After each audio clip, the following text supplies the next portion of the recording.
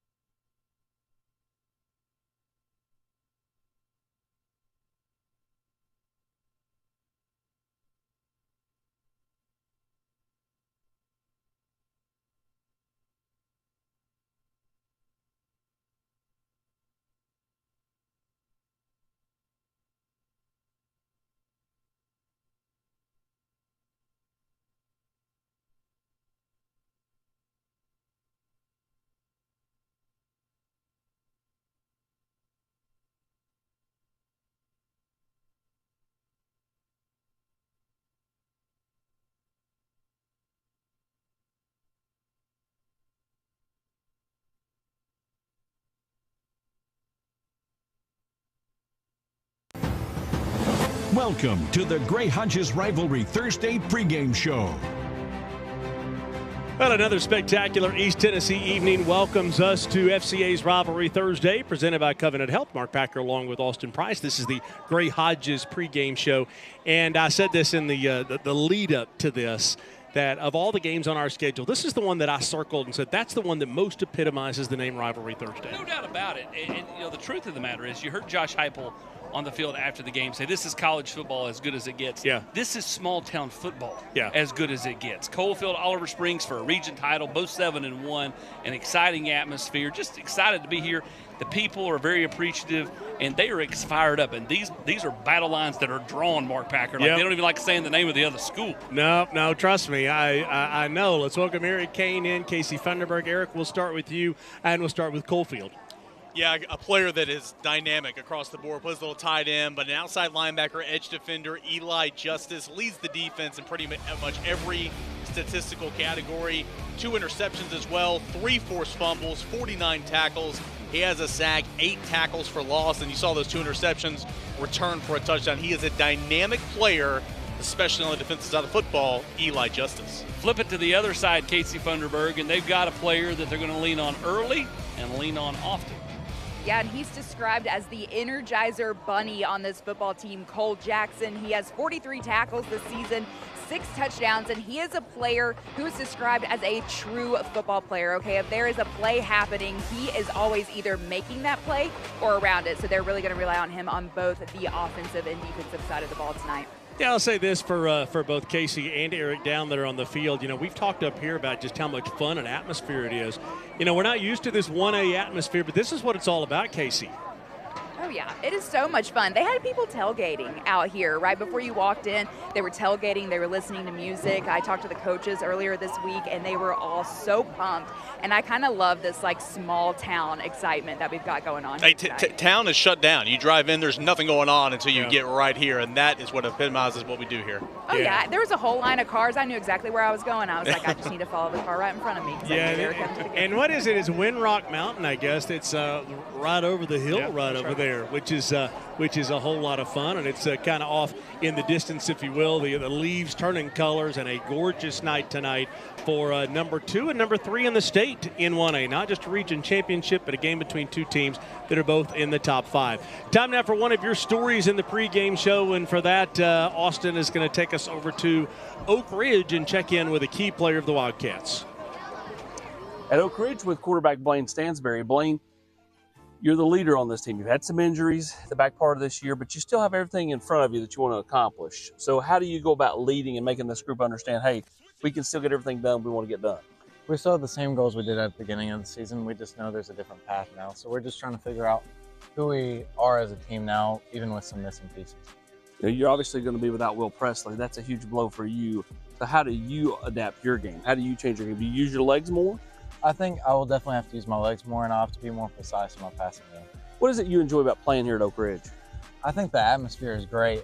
I think these last 5 games we've been at home, and even with the early season away games, I've really realized how great of an atmosphere it is at Blankenship. Take me through kind of a play call for you. Like, when you get that in from Coach Rang, like what's going through your mind? What are you seeing pre-snap? And then, kind of how do you adjust off that? First, I have to make sure give my O-line their call.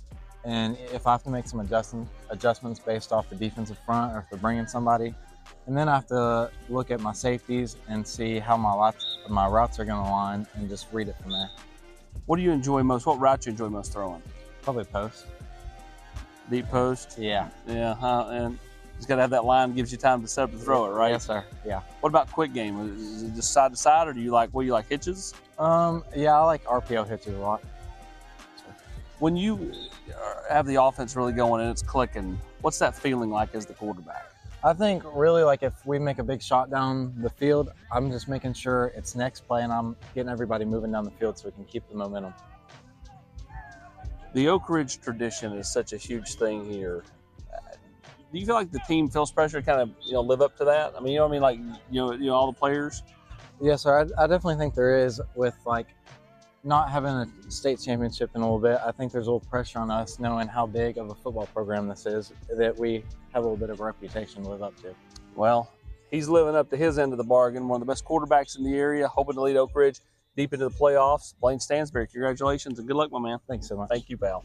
Yeah, and Austin, for Oak Ridge, they're kind of like, as Forrest Gump said, that box of chocolate. You just don't know what you're going to get. Well, right they're beat up. Obviously, the loss of several key playmakers is tough for Oak Ridge and tough for Blaine Stansberry. They had to slow it down a lot last week against Bearden. They play Lenore City tomorrow night. If they win this week and then next week, they're going to be the 1 seed. If they were to drop tomorrow night to Lenore City, all of a sudden Lenore City becomes in the Catbird seat. Carnes is still vying for a 2 spot. So is Clinton. Again, this is a region that's still wide open, at least through tomorrow night. Yeah, what a spectacular night here tonight. Region 2-1A, if you will, is up for grabs. Coalfield and Oliver Springs, and the aerial coverage brought to you by Gatlinburg Sky Park. Both teams 7-1, both teams 5-0 in region play. Live interviews, and they'll get everybody in this stadium by the time we kick off, I promise. For 75 years, Gray Hodges has been supplying inspiration to their customers. From its original downtown Knoxville store, founded in 1949, to its now 4 area locations, Gray Hodges has remained the region's trusted source for custom cabinetry, bath fixtures, kitchen hardware, plumbing supplies, and much more. And they are an employee-owned company, so you are always speaking to an owner. Visit one of their convenient showrooms and see how they can inspire you today. Gray Hodges, employee-owned, service perfect.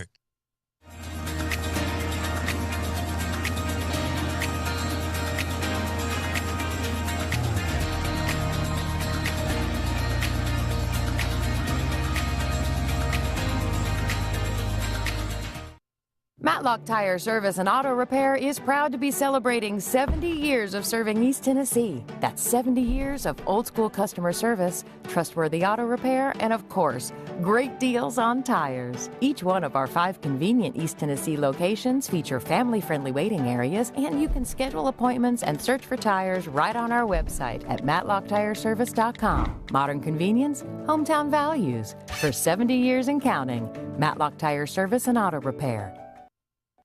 What's the #1 home improvement project you could do for your house? Install an Aqua Clear water system. If you see one of our blue and green trucks coming down the road, we're on our way to help another Tennessee family get better water. You owe it to yourself and your family to find out why 18,000 Tennessee homeowners have made the switch to Aqua Clear water systems. For your free water test and estimate, scan the QR code on the screen. We'll change your water. It'll change your life. Hi, I'm Annie Jones. I'm the owner of Top Flight Athletics in Kingston.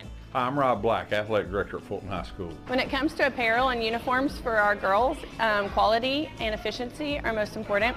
So I've got a lot of cheer moms to deal with. When we think of apparel and equipment vendors, we're thinking about people who we can trust and people that we have a relationship with, and someone that will make sure we get what we want when we want it, and it'll look the way that we designed it. That and the fact that they are locally owned is the reason that we do business with E2 Sports.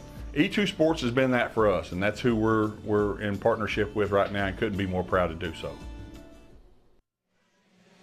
Well, a week ago, it was Anderson County and West in what was an absolute barn burner. Finally, at the end of the game, after back and forth, we went. And it was West that pulled out the win 30-27 in a game that went down to literally the last play of the game. What a game last week over at West.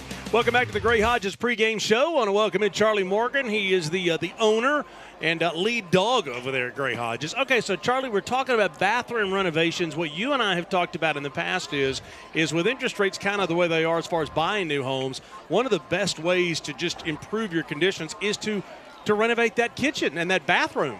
Well, you know, I just talked to a young lady here on the field. She said her vanities are falling apart. Okay. She's got a jacuzzi she haven't used in years. She wants to do a complete tear out. I said, come down to our store. We've got salesmen there. Our designers can help redesign that entire bathroom, and all of a sudden she thinks she's in a new home. Well, and I will tell you this from personal experience, your prices are very, very competitive because you've got a reputation to uphold and you got to give great prices. Well, we've been around for 75 years, so we're doing something right. Yeah, I would say so. I've asked you this. You're 75. You've been around for 75. Were you a part of the grand opening ceremony? How did that work? Not the grand opening. Oh. No, I was only a baby then. Okay. I'm still a baby. By the way, tubs, walk-in showers, you guys have got we see commercials for that all the time, but you guys have everything to offer, right? Anything from A to Z that goes in the bathroom. Anything from a heated seat on your toilet to whatever. Now, my wife likes that heated seat. That may be too much information, but we do. Hey, by the way, you've got some breaking news next week before Gibbs and Fulton, right? That is correct. Breaking news. We're going to hold off for a week. Charlie, you got, 4 area locations right now? That is correct. And the breaking news next week. And breaking news next week. There we go. Enjoy the off weekend, okay? Thank you, sir. Sounds good. Tennessee off this weekend. You can bet Charlie Morgan will enjoy that time off. Austin back to work this week as we send him over to Carnes. Here at Carnes with Austin Slover. Austin, you guys are headed to the playoffs. You've got a couple of big games coming up. What is it you like about this team that gives you, a lot of hope as you head into this back part of the year and into the playoffs? I think it's our culture and our bond with each other. I think we just have really good chemistry all together, so we know each other. It's how we're going to play, know each other's playing style. We can make plays for each other. So, what do you like about the game at the quarterback spot? What do you feel like you bring to the table? I like just being confident. I like the energy and the edge, the thriller part of it. Keeping you on your toes, and you never know what's going to happen. Now, your dad's the OC here. What's it like playing for him? It's good because I know he's going to push me to be my very best, but because he's not dad when he's here, he's Coach Slover. So, he pushes me to be my very best, and he's going to treat me like every one of the other guys. Do you guys find yourself talking a lot about what you want to get done this week, what you think works going against a certain opponent? Is it constant, hey, I think this will work, I think that'll work? Yeah, we talk quite a bit about what we're going to do and what we can do, and just we're constantly trying to learn what the other defense is going to do throughout the week. Is there a particular play call that you like that you're I love that route, or I love that play call? Like an old bread and butter? I like a little bit of trickery, because I like to set my teammates up for success. So, Avery, giving him a little sweep for a pass or something, a little halfback pass or something like that. For Carnes to kind of have this jump this year and be back in the playoffs, how big was that for the program? Oh, it was huge because people said that we couldn't do it without a certain guy. So it's good to know that we can and that we've proven that. So, what do you enjoy most about the game of football? Just the energy and the brotherhood, the bond with your teammates. And for you when you're off the field, what are you doing with your teammates? Oh, I'm always taking them out to eat. And we're going bowling, doing all kinds of other stuff. Just being together as teammates and as friends, as brothers. Carnes quarterback Austin Slover, he's a key cog here for the Beavers as they head into the playoffs. Man, it's good down there to see Greg Porter, an official who was in Las Vegas, and had some health challenges and made his way back, and there's CB45 giving him a hug tonight, the first night that he has come back for a game. And so good to see him here giving Craig Price a hug and all the officials, and just kind of a welcome back for him and a special night for him. Hey, when we come back, we'll get you ready for games tomorrow night, week 10, as it's a photo opportunity here at Oliver Springs.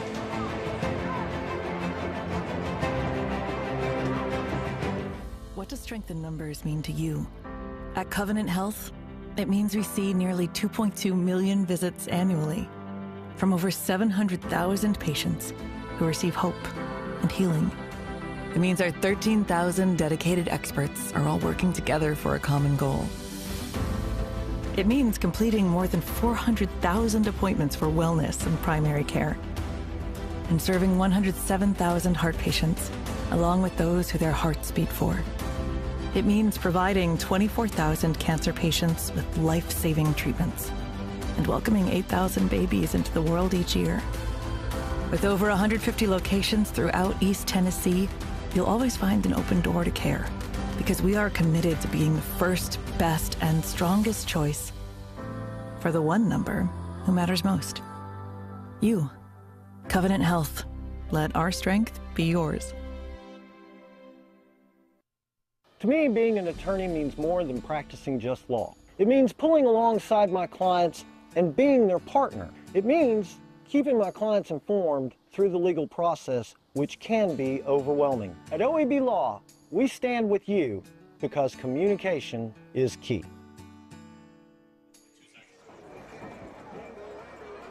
Well, OEB Rivalry Playoffs brought to you by Food City, coming your way 2 weeks from tonight, actually. Thursday night right here on the Knox, Friday nights on WATE. Now, who will we have? Where will we be? We don't know at this point, but we will figure it out. I think tomorrow night's going to tell us a lot.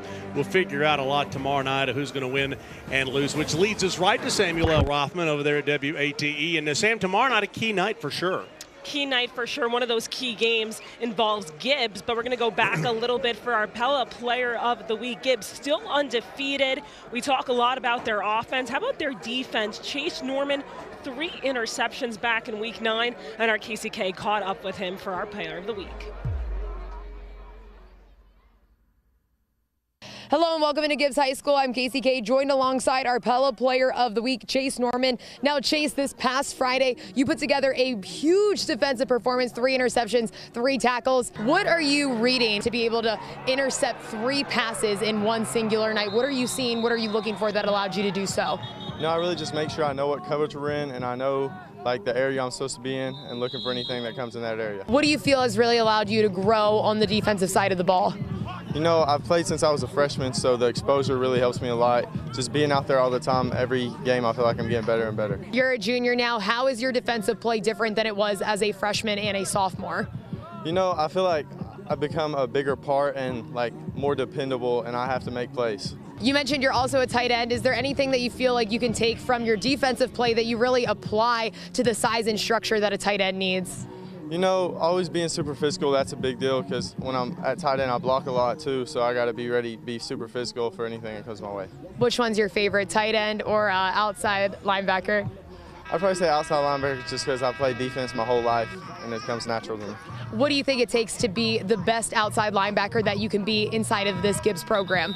You got to be super physical, and you got to be able to play the run and the pass. You can't be like strong-sided on one of them. You got to be able to do both. Why do you feel you fit into that mold? I feel like I'm very physical, and I have a good build, and that really fits like the outside position, being big and tall, and make it hard for the quarterback to throw over you. This year, Gibbs has put together an undefeated run so far, 8 straight games. No one has been able to top you. Why is that? We play as a team, and it's always we over me. No one is like a selfish player, and we just bought into what the coaches are telling us to do. Congratulations, Chase. You're a Pella Player of the Week. Congrats, guys. Give them some love. Mark, like you said, a lot of good games tomorrow night. Of course, our game of the week, this game that's circled every year, Alcoa at Maryville. Then a big game, Pigeon Forge GP, Heritage at Central, West at Halls, and then Anderson County at Gibbs. Anderson County looking to bounce back after that game, losing to West here on Rivalry Thursday. So make sure to tune in tomorrow night on WATE Friday Frenzy. It all starts at 11:14. Back to you, Lil Mark. That was good. Hey, I'm going to head over to Gibbs tomorrow night, by the way, because Gibbs, Halls, and Central have all got great matchups kind of right in that little trifecta. So I'm going to head over there tomorrow night. Next week, we will be at Fulton for a very important game on Rivalry Thursday with Gibbs and Fulton. One of the key players for the Falcons is a burner. About the wide receiver position that I love the most is just like, it's just fun. Like, it's just fun scoring touchdowns. That's all it is to me. Like, and then just getting after it out there, running my routes correctly, doing what the coach tell me to do, just doing my job basically. It's just the best thing about the receiver, and just, you know, getting in the end zone. Working on my explosiveness is just coming from summer, working with Dom Williams. He used to be a coach here. He helped me out a lot. Had me on the field every morning during track, making me do hurdles, running 110s, just running really with a weight on me, pushing the weight. Dom Williams had helped me with all that, and then just coming through practice with Coach Long too. Had me doing a bunch of routes and everything, just pushing myself to be better every day. Something that motivates me to play football was my older brother. He passed away in 2021. And really just coming in my freshman year, it was a struggle about it, but like I had got hurt, broke my collarbone, and then didn't get to play freshman year. So then that's when I came in my sophomore year and I was like, I'm gonna play football for him just because he couldn't play his senior year. And that was my freshman year. And so through on out, it's been great. Like, I've been doing everything for him. And I know he's up there watching me and making sure I'm straight on everything and just push me to be my best, because I know he would do that if he was here.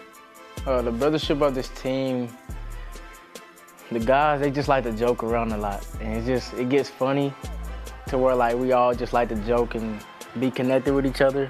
And like I said, coming from elementary school, we all grew up being around each other, came from elementary school to Whittles to at Fort High School now.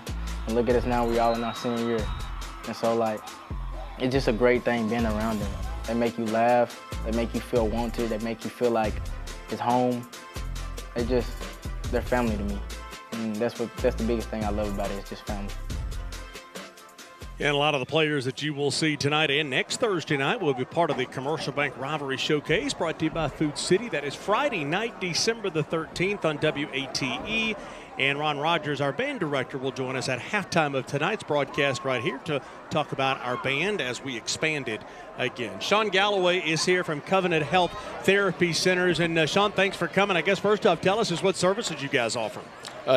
We offer comprehensive occupational therapy, speech therapy, and physical therapy for pediatrics and adults at our Methodist Therapy Services Clinic.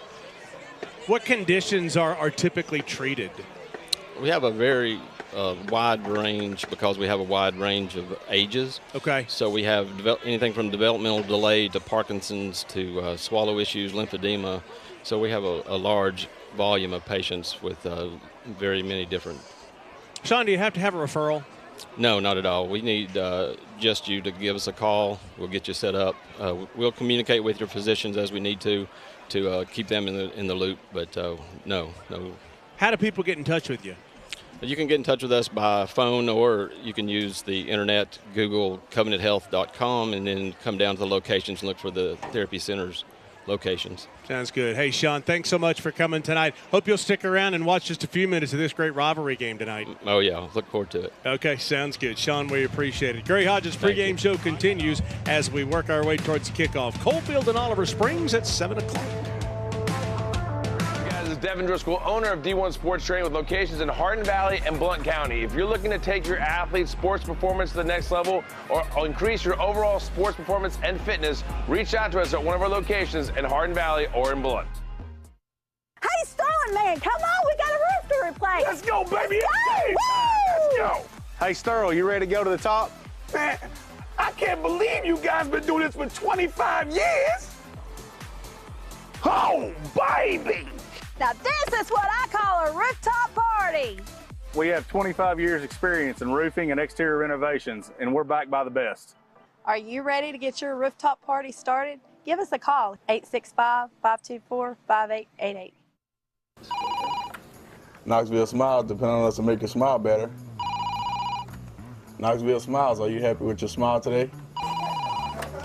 Knoxville Smiles, we're all about smiles. Hey Lance, what makes you smile? Pancake blocks.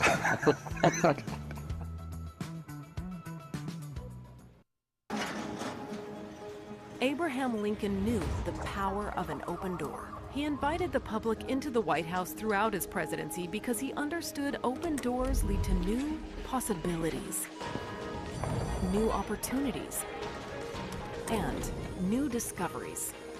At LMU, our mission is to open doors for every student who comes here, so they can become everything they're meant to be. Come discover how we can open doors for you. Welcome to Ted Russell Ford. I'm Nick, and you are? You've never heard of the Headless Horseman? And I thought my town was sleepy. Sir, you clearly have a head of some sort. Behold. I am in need of a new steed. I command you to bring me your finest horse. Well, we do have Mustangs. Right now, get into a new 2024 Ford Bronco Sport for just $30,000. Come see us today at either one of our convenient Ted Russell Ford locations, Parkside Drive or Kingston Pike. Hi, I'm Dr. Jim Jackson here at MPG in Knoxville. MPG is a concussion care center, that's true, but it's much more than that, really. It's a center that aims to treat problems related to the brain across the entire lifespan. That's important because brain-related challenges go far beyond a concussion. They include acquired brain injuries, mild cognitive impairment, 101 challenges, and NPG is an expert resource. NPG, where it's all about the brain. Welcome back to Oliver Springs. Time now for the national anthem, as always brought to you by Food City.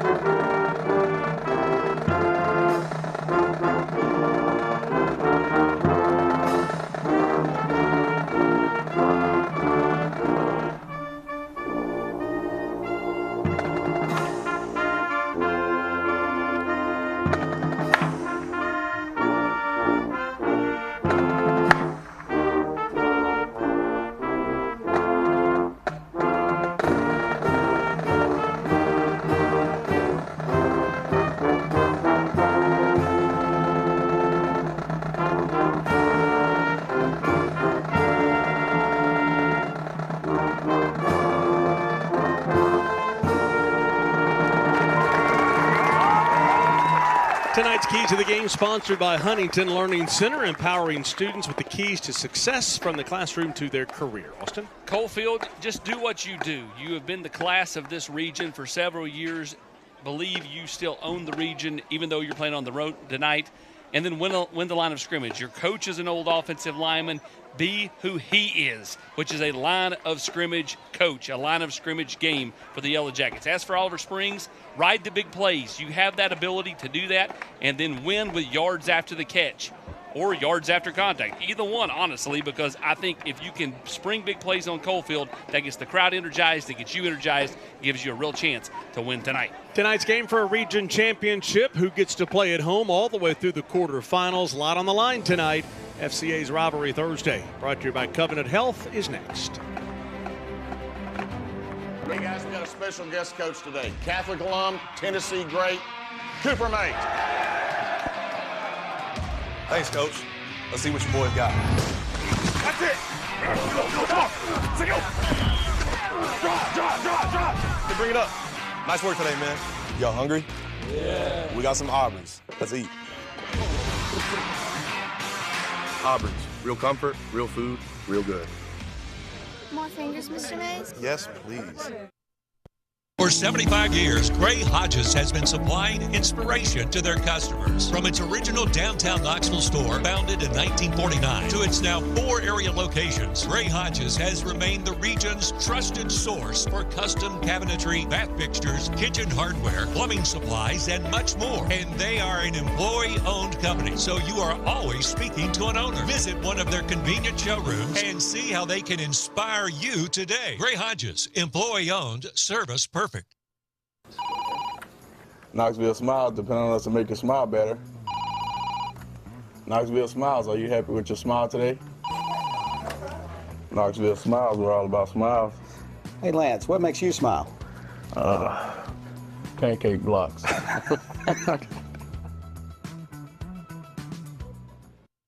Nick, over here, WTRF. What are you feeling about the upcoming season?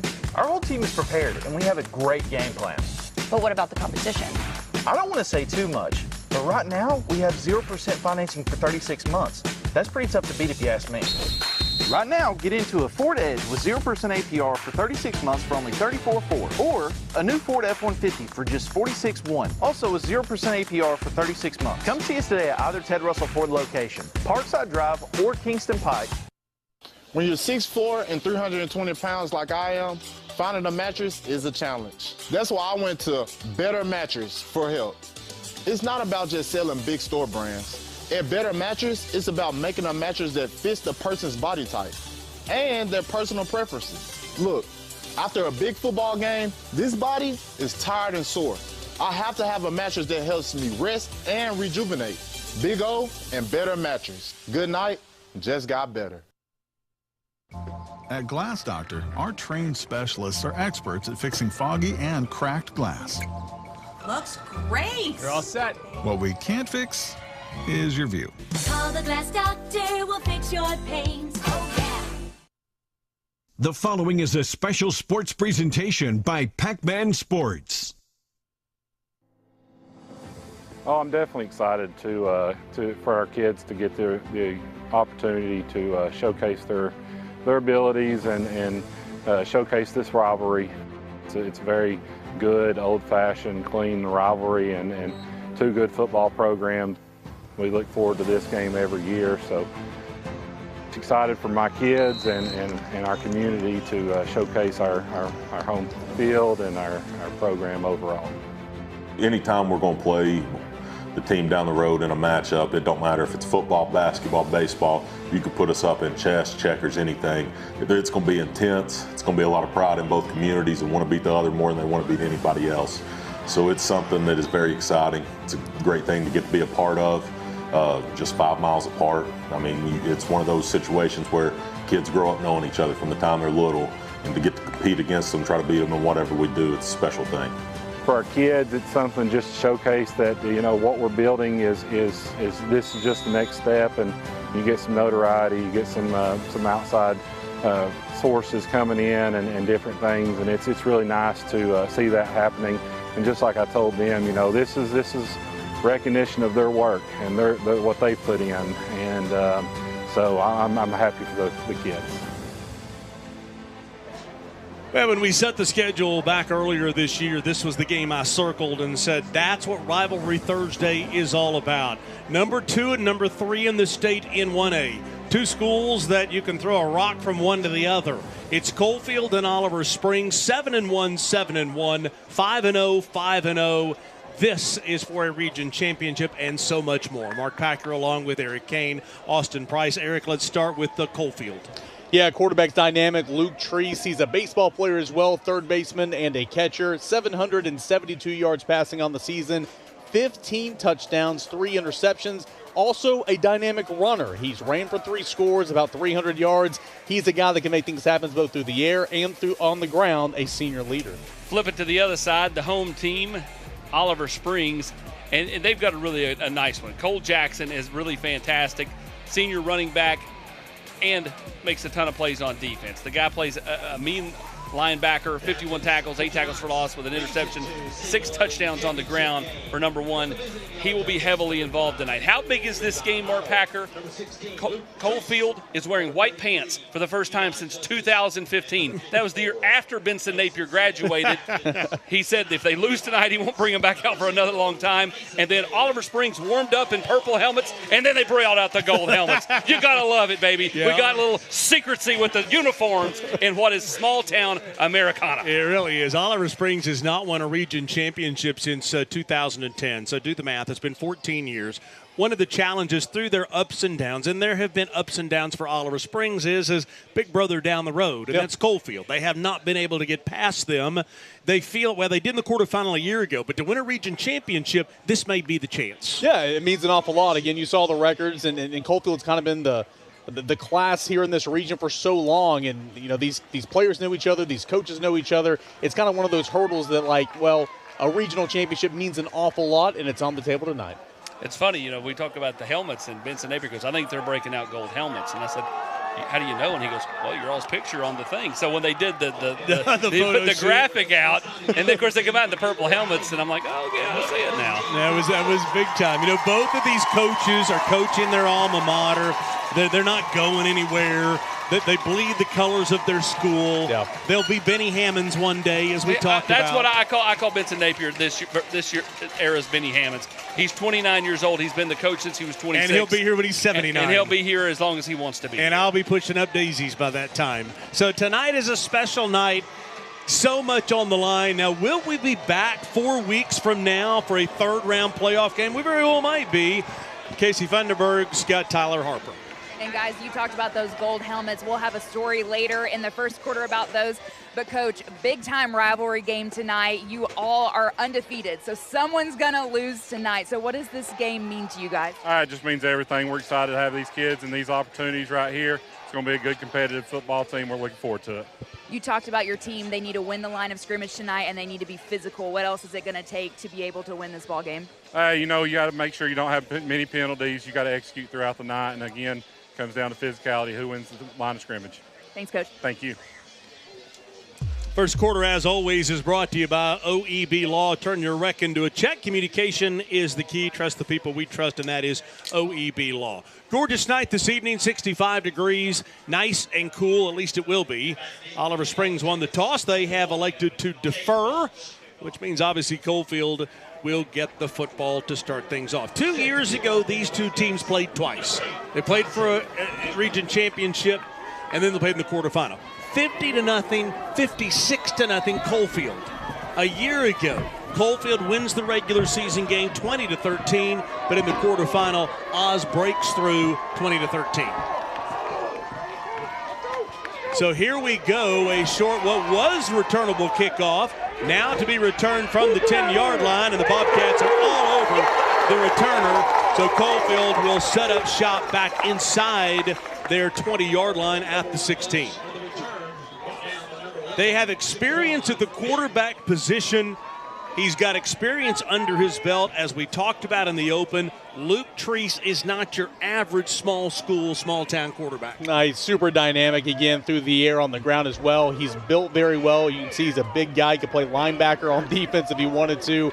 He's been making plays all season long, and he's experienced as well. This is not his first time around. He's been doing this for a couple of years now. And they work the RPO game, I think, extremely well for a single-A school. So an inside handoff, which the hole busts wide open. Tackle is made close to first down yardage. It was a big opening from this offensive line. Yeah, offensive line, you see 3 juniors there in the interior, really relying on those 2 tackles, and Jaden Bunch, who just had that first down carry behind that offensive line. Another key player in this one, a combined 4 touchdowns on the season. A very nice receiver out of the backfield. Benson Napier saying that he'll have a lot of this team back next year, and feels really good about this team's ability to make it all the way at least to the semifinal a year from now. That was a first down after a gain of 10 on first down, maybe 11. Right up the middle, and they are gashing the Oliver Springs front on the first 2 plays. This one out to the 44.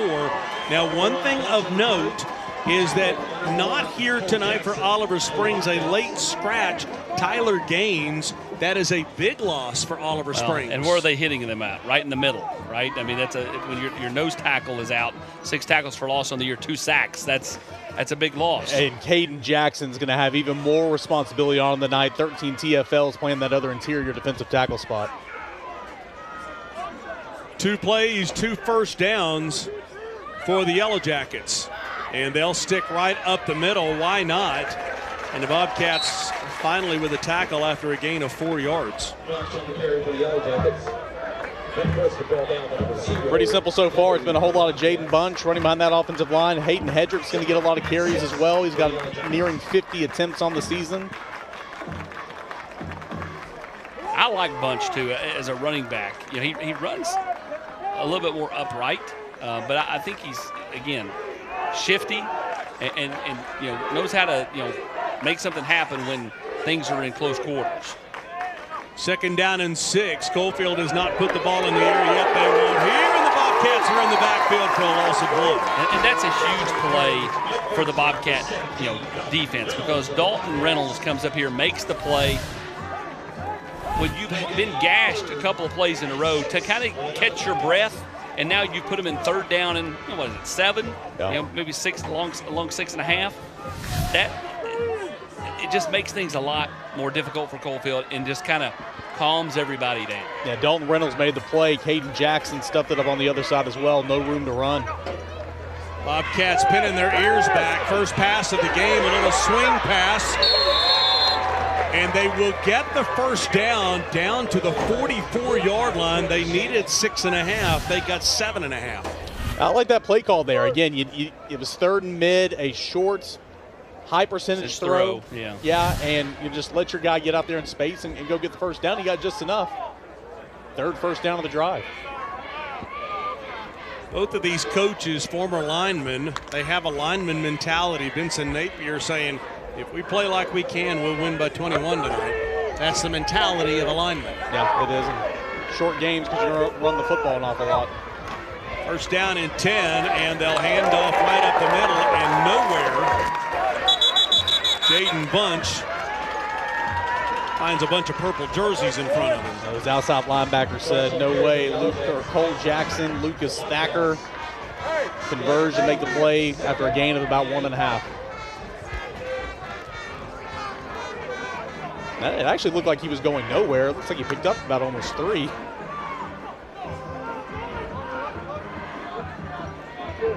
Goodness, I thought it was right at the line of scrimmage. Yeah, I mean, you look at the marker, yeah. It's 2nd down and 7. They'll stay right up the middle. They'll get the first down, turning the legs inside the 30. Coalfield with only 1 pass so far. They haven't needed to because they have ridden the legs of Jaden Bunch, number 1. I like to get that tackle and that guard pulling. 53 and 54 for Coalfield. Talking about Rodney Inman and Mason Smith. Come from the right side, pull to the left. And Bunch kept those feet going on first contact. He got hit at the 2nd level, kept on going. Bunch already 5 carries, 50 yards. Yeah, you pretty much subtract all the yards for this drive minus 7. it's been all Bunch.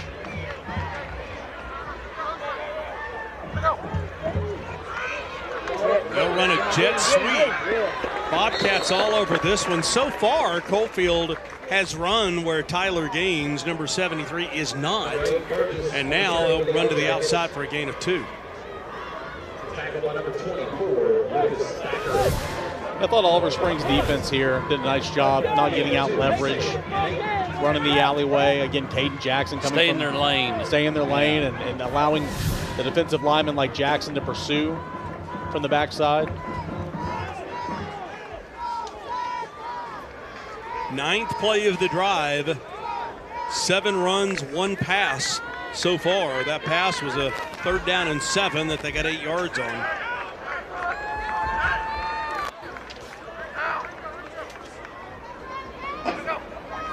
Second down and 8.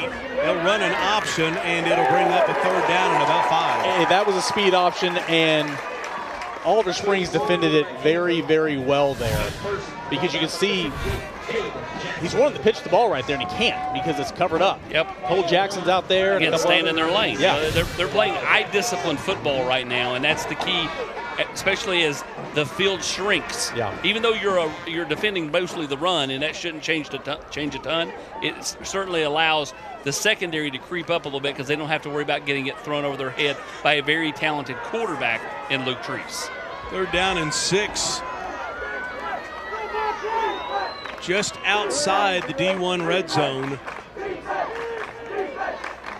Roll left and look to throw back to the near side. Bobcats all in his face. He is in trouble and will almost slip the running back out of the backfield as Bunch almost made something happen. I will tell you this, that play right there, very crafty from Coalfield from the standpoint of it leaves you in now 4th and manageable if you're not going to kick it, because had he taken a sack there, you're looking at 4th and 18, 19, like much more unrealistic. Dalton Reynolds again applying the pressure. Treese had to roll out to the right. There was nobody downfield where he was rolling, so trying to throw it back across his body to the left, and it is 4th and manageable here for the offense. 4th down and 6. Mark this down as the first really big play of the game, just outside the 20. And they will look to throw all kinds of time. Had time, can run if he wants. Treese rolling out, running out of time, back across his body. Got it. He got it. it. Is the catch made? Oh, yeah, he got it. The First catch down. is made at the 11. Wow. He just that was kind of a hope and a prayer throw. It was. But he threw it into heavy traffic where it was either going to get, at worst, it was going to get picked off and tackled. Well, see, he should have ran right here. Should have ran. He's kind of directing traffic, and then he throws it into traffic like you said. But there comes down Shannon. Almost like a Hail Mary. Yeah, I mean, it really was. An 8-yard Hail Mary. And if you're Oliver Springs, it's like, man, you defended that really well. An 8-yard Hail Mary. It's so true. So a conversion, 1st down and 10 at the 12. 12th play of the drive. And over half of the first quarter is gone. Treese will go to the left side and will keep running inside the 5 down to the 4. And that's something I think you're going to see tonight, especially when you're down here near the goal line. I mean, again, 6 foot, 210, a guy that likes to seek out contact. I love the play design here. Gets you a couple more yards closer to the goal line. Because of how both teams play, possessions are going to be limited, which means when you do get the ball, you're going to have to take advantage of it. Yeah, 4:30 on the clock right now. That's essentially what happened with the Whitwell game for Oliver Springs. Back and forth before they won 29-28. Under center. They'll turn handoff off right tackle, and there's that Oliver Springs defensive front. Liam Becky was there for the tackle. Cooper Jones there as well.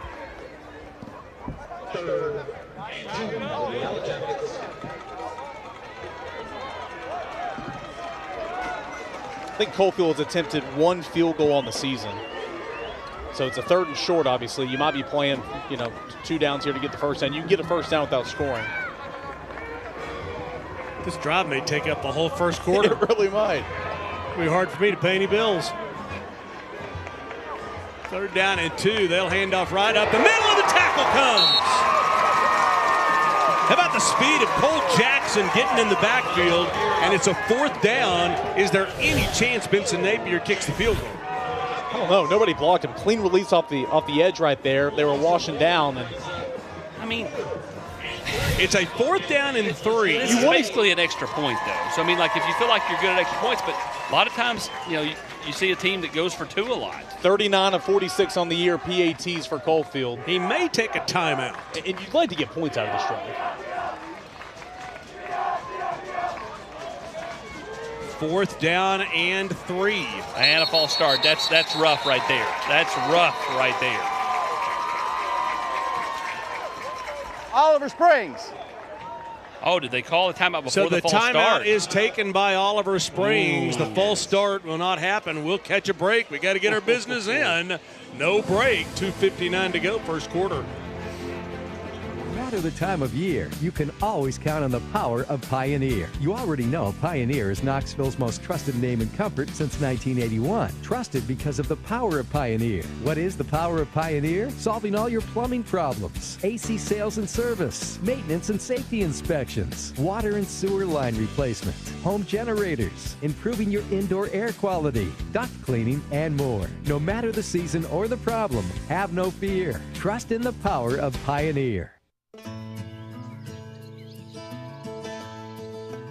Experience a one-of-a-kind place with breathtaking panoramic vistas over Gatlinburg and deep into the peaks and valleys of the Great Smoky Mountains. Embark on a journey through lush trails teeming with life and history, or just sit back and enjoy the beauty and tranquility. Gatlinburg Sky Park, your peaceful getaway in the Great Smoky Mountains.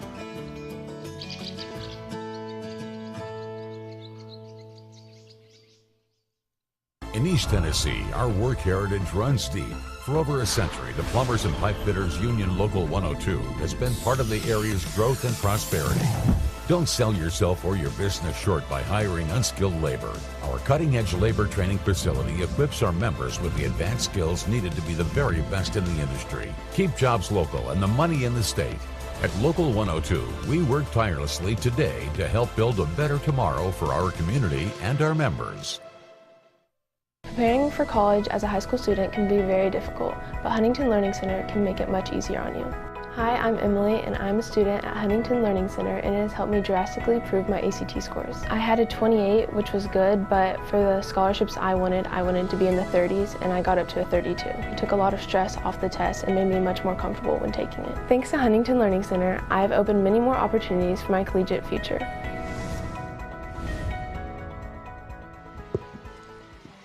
Rivalry Thursday is brought to you by OEB Law, Ted Russell Ford, Lincoln Memorial University, Knoxville Smiles, and Commercial Bank.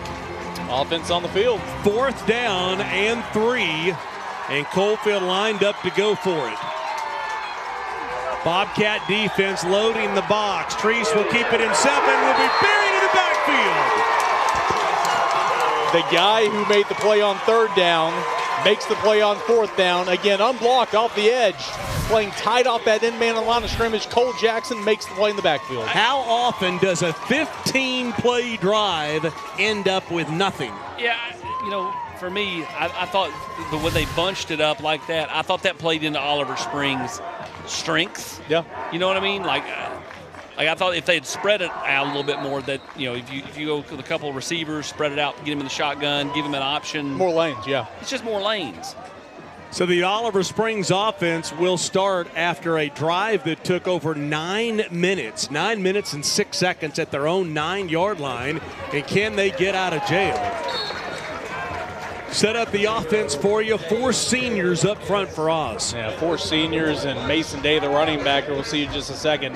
Nifty running there on 1st down behind those guys. A lot of veterans on this offense. And you got Jaquan Benton, a really good receiver out there, kind of the go-to guy for Oliver Springs. Gain of 5 yards. A really big play on 1st down, backed up inside your 10.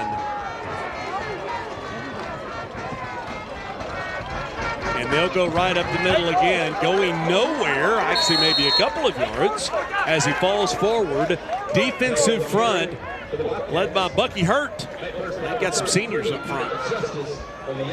Some seniors, got that sophomore there in Greer, and there's Eli Justice. Really great player, 2 pick sixes, 8 TFLs off the edge. What you like, though, your 2 corners are underclassmen. Yeah. So that'll help you a year from now. So 3rd down and 1 yard for the opportunity to once again just get out of jail free card. They'll hand off up back. They will not. Football comes loose, and Coalfield says they've got it. The officials come in and they agree. That was straight helmet to ball. And who? Eric? Eli Justice, right there off the edge. Made collision about a yard behind the line of scrimmage, poked that ball loose. And the defense picking up the offense there for Coalfield after that 15-play drive that came up with no points. Watch his helmet, ball.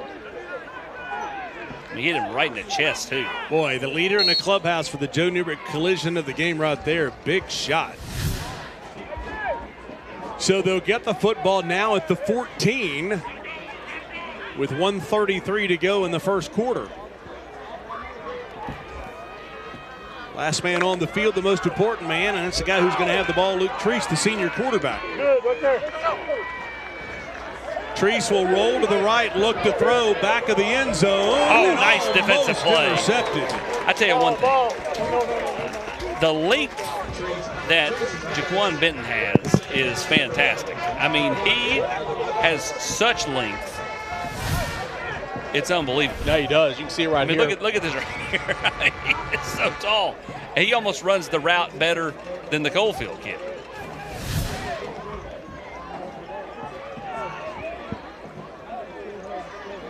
We about went from turnover to turnover. A little bit of a bank over there, that right corner, back corner of the end zone. Yeah, reminds you of the old Greenville Stadium. Yeah, it's exactly what I thought when I got here. Well, it reminds you of Morristown. Got a little bank at the end of that field as well. Treese will roll to the left. Open. Has a receiver all by himself and overthrows him. Oh, he did have one by himself. He was getting ready to turn forcing fumble into touchdown potentially right here. Throw looked like it was a little high. Let's see if he just needs to put a little more air on it. Yeah, still off the fingertips, wide open. Eli Justice was breaking free for Benson Napier, and now a 3rd down and 10. And how big would the stop be for the Bobcats after giving the football up at your own 14? It'd be massive. You thought Coalfield's defense was picking up the offense here. If you don't get this, it'll be Oliver Springs. Oh, a little movement, and it'll be 3rd down and 15 as Waylon Burgess, number 8, couldn't hold the water. Fire snap, false start on the offense, number 8, 5-yard penalty. 4th down. Yeah, that's 2 false starts early on in critical down and situations here for Coalfield. Leonard Scarborough running the show tonight as our white hat. Leonard, a diehard Saints fan. 3rd down and 15. Treese has time. All kinds of time. Still looking, and there's a hole. Doesn't matter what happens here. This one will come back, so just don't make a mistake. And once again, at this point, this is all well and good. Jake Bunch. Oh, my goodness. What a play. That's the best play that You'll never not see. count. And it's unfortunate because the offensive line blocks so well, and you're just waiting and waiting. Sooner or later, they're going to call a hold because there's holding on every play. That's tough. That offensive line did a great job on that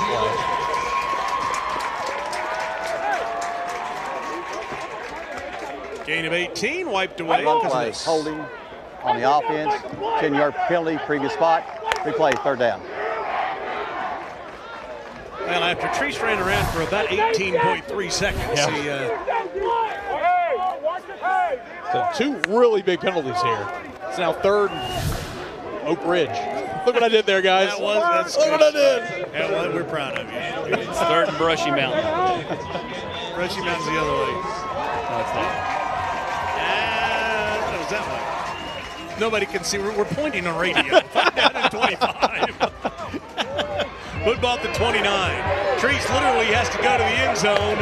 He's rolling left against his body. Don't make a mistake here. Got it! And Hail Mary comes up big. Touchdown.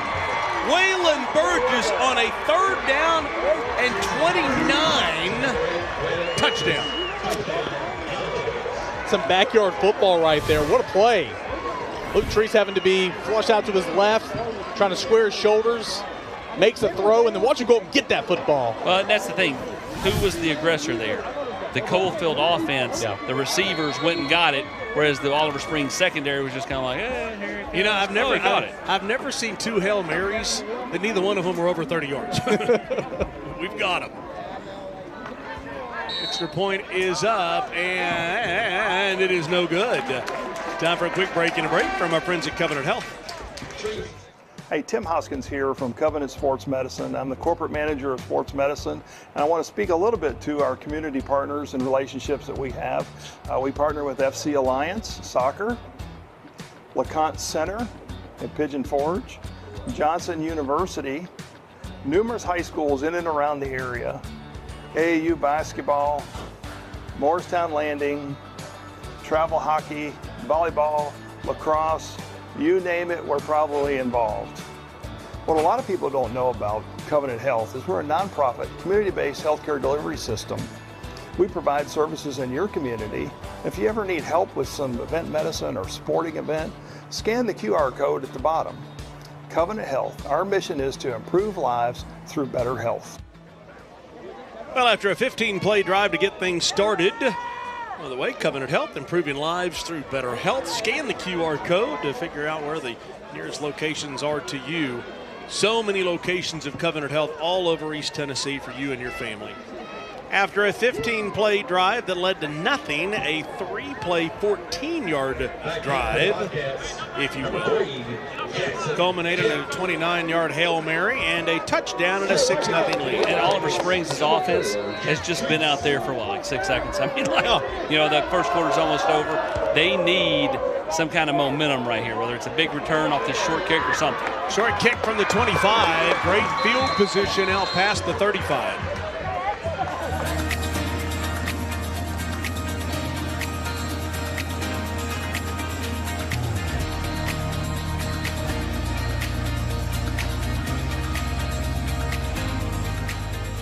Yeah, and the road to Chattanooga obviously is well in effect from your tailgating headquarters, Food City, Pepsi, and Frito-Lay.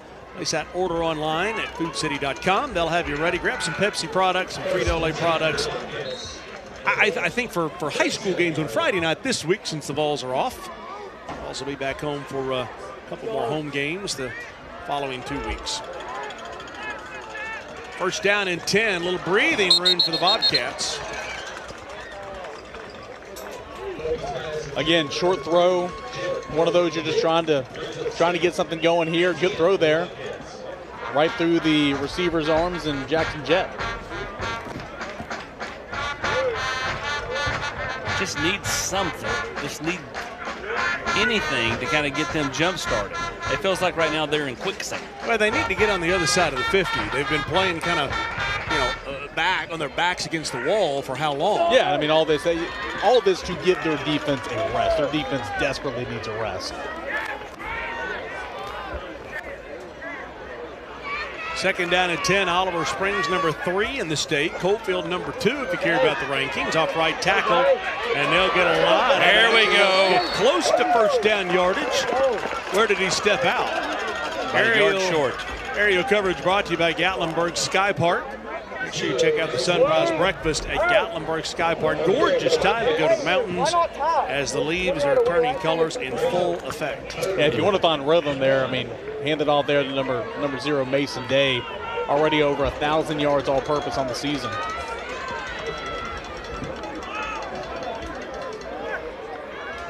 Third down and 1, almost to midfield, and they will. Not get it. I don't think so. Not get it. A really good tackle.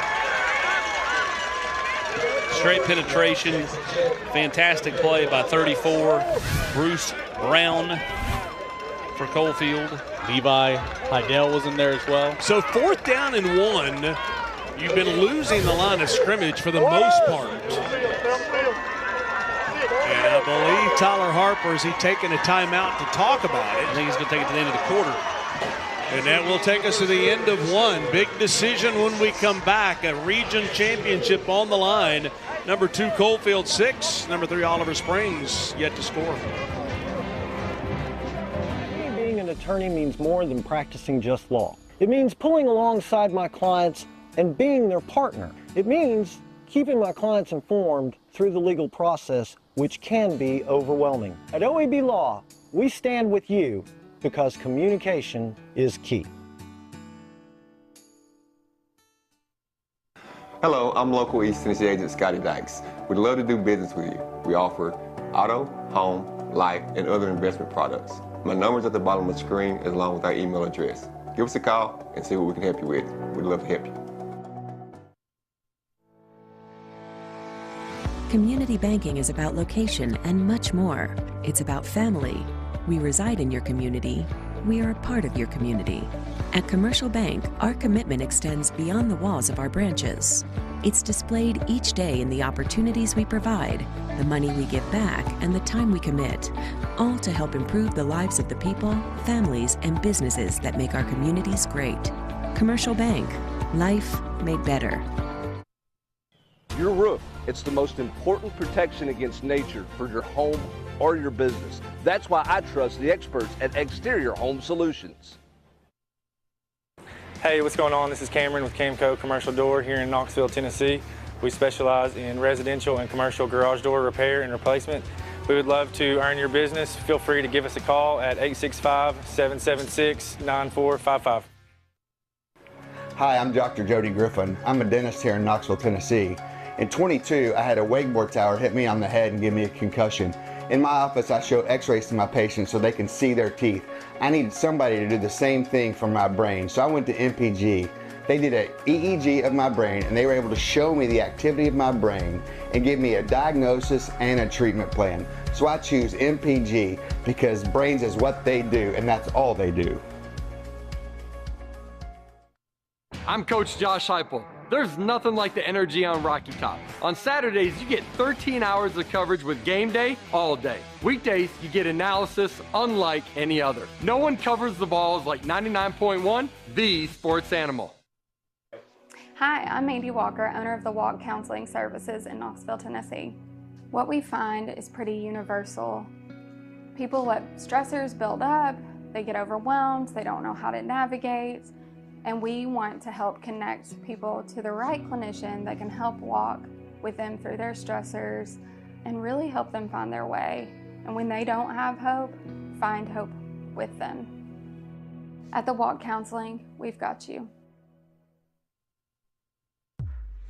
Second quarter is brought to you by Pella Windows Indoors of Knoxville. Let's head down to Casey Vandenberg with Benson Napier.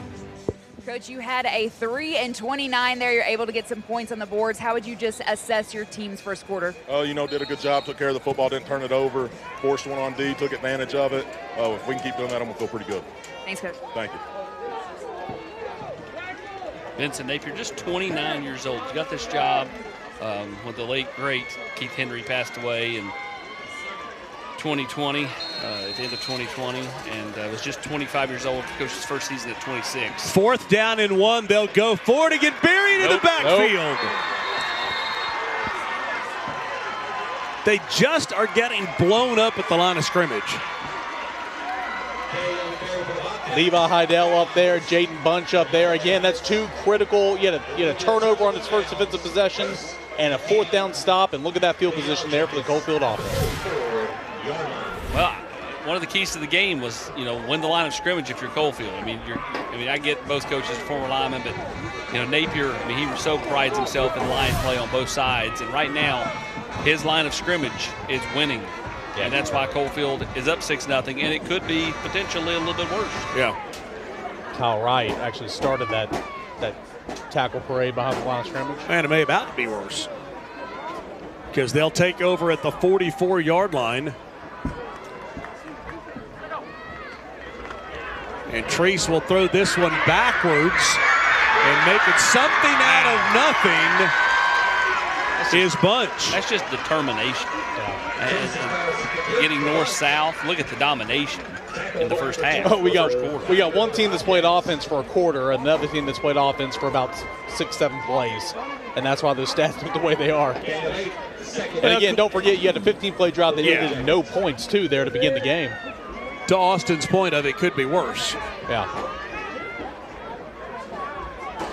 So we'll call it a 2nd down and 2 after a gain of 8, which should have been nothing. Treese gets rid of the football for the first down, runs over the defender, and a first down at the 28. That's Eli Justice out there. I like how they're using the passing game right here. It's quick, it's high percentage, and then you just let your guys kind of be bowling balls. Tree's got a strong arm. He's got a really strong arm. But had a little zip on that ball. Didn't even step into it. So first down and 10 at the 28. Inside handoff. And the Bobcats will swarm.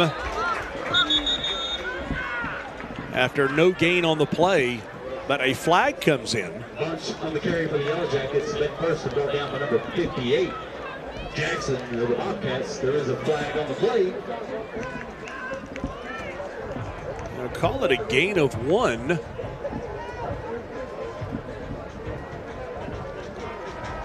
And a hold will bring it back. Holding against the Yellow Jackets. Third penalty of the game on Coalfield. This is a big one. And again, they were able to play holding on the offense, number 50, 10-yard penalty, still first down. Rivalry Thursday is brought to you by D1, the official training partner of Rivalry Thursday. Multiple locations in East Tennessee. It is the place for the athlete. It is D1. Fourth penalty already here for Coalfield. Able to overcome 2 on that last possession, but that first one derailed that drive. Bobcats have got to take advantage, and they're not with a play like this. Treese down the right side, turning on the Jets, touchdown. Doesn't matter if it's first down at 20. He goes 38 yards for the score, and it's the Yellow Jackets that jump out 2 scores. Yeah, just great blocking up front. He took out of a massive hole untouched. You and I could have run through that hole. Yeah. You had the in-man block, 2 guys on the line of scrimmage, and then the entire defense went with the jet motion sweep, and Treese was able just to run all the way to the end zone untouched. Fourth rushing touchdown of the year. Looks like they're going to go for 2. Try to get it back to even. After missing that first extra point just a little bit right, a 2-play 44-yard drive ends up in a 38-yard touchdown.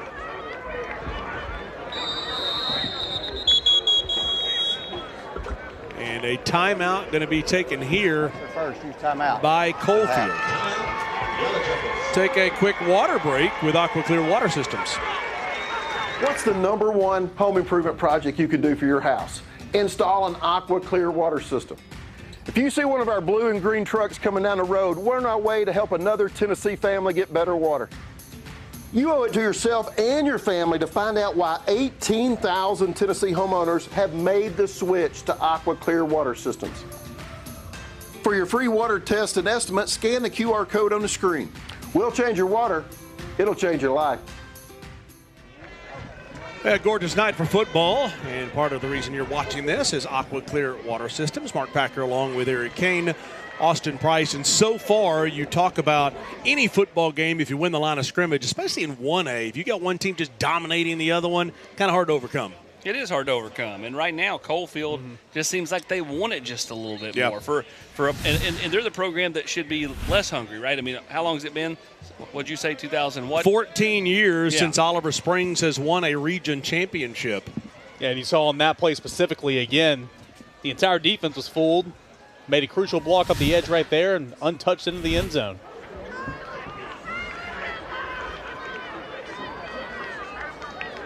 So are they still going for the 2, or are they going to kick the extra point? Looks like they'll go for 2. You would think that Treese would roll to the right. He will. He'll go that way. Look to throw, can run back to the near side, turns on the Jets, and will get there for the 2-point conversion. 14-0 Coalfield. It looked like he had Levi Heidel open there in the slot, but gives a quick look and then plants his foot, goes the other direction. Able to outrun the defense into the end zone. Casey Funderburg, you've got a little bit more on the senior quarterback, Luke Treese. Yeah, guys, Coach Napier said that Luke Treese embodies exactly what they want every single player on this team to embody, and that's being physical. He said he's never shy of taking that big hit, of making that big run. A lot of quarterbacks, they'll go in and they'll slide, but Luke, that's not something that they have to worry about with him, and I think we saw that physicality here on those last 2 plays. Yeah, and Casey, you got to wonder, you're over here on the home side for Oliver Springs, kind of what the psyche is right now. You've been punched in the gut. You got to get it going. Right, and these sidelines are kind of quiet, I'm not going to lie. There's not a lot of energy, at least not where I'm at, so they're really going to have to make some change, especially when we go into the second half. They had that big critical early down stop there to halt that 15-play scoring drive, and started off strong. Felt like he had some momentum, but it slipped through the fingers. Yeah, and Eric, you know, as a former player at Jefferson County, when you get down, somebody's got to get the spirits and the emotion back up. Yeah, no doubt. And you want to keep everybody engaged on the sideline. That's the biggest thing. But, I mean, it takes one play, right? I mean, you might be down 2 scores, but it can take one play to kind of energize the stadium again, and that's what they're looking for. Nope, didn't go 10 yards, and that's going to give Oliver Springs a chance right here. Great field position. Can I ask a question? Did he mean to do that? I don't know. That's what I was thinking. Maybe not. He looked like Austin on a 70-yard, little short pitch into a hole. You took a good swing, but it just sculled only like 10, 15 yards. Didn't hit it right. He shanked it. That's what I want. That's Learn the terminology. Yeah, that was the question. Did he? This was huge for Oliver Springs. We talk about getting a jolt. You get the ball in Coalfield territory. Yeah, talk about that one play. He pointed the wrong direction, by the way. Yeah, he pointed and said it's going in. We're going that way. But to your point, Oliver Springs gets past midfield. Signal the play in. The entire offense looks at their wristbands where they have the plays on them. Austin, you say it so many times fairly early in the game, but I do think this is a must-score situation for the Bobcats. Throw this one out. Look at the nice nifty move. Gotta hold on to that ball. He had it dangling out there. Yeah, he did. Cole Jackson made a nice play on it. That offensive line, there were about 3 Coalfield defenders in the backfield when he threw it. Watch him have this thing dangling right now. Look at dangling. It's the guy coming back from the backside. And don't clean up the grammar. The first time you said dangling. Let's just stick with the dangling part. Don't try to act like you got good grammar the second time through. So a short second down in the yard. They're just not going anywhere. And it will be third down in the same yard and a half. Well, the bigs only for Oliver Springs is going to have to play big. That's Tyler Phillips inside. It's brought to you by Bigs Only. It's a lifestyle at Bigs Only. He's going to have to play bigger, and all those guys are going to have to play bigger up front for the Bobcats. I mean, I understand that they're missing Tyler Gaines, number 73, a late scratch today. Talk about playing bigger. It's 3rd and 1. Go get it. This is a gotta have it down right here. Just as much for your psyche. And lose 3 yards. Yeah. And a 15-yard penalty will give him a first down. That's just bad. And you know what? That's a sophomore, Cameron Greer. You see his teammates go out there and kind of slap the helmet and say, use your head. I have a feeling Vincent Napier may be calling number 3 to the sideline. Is he going to leave him out there?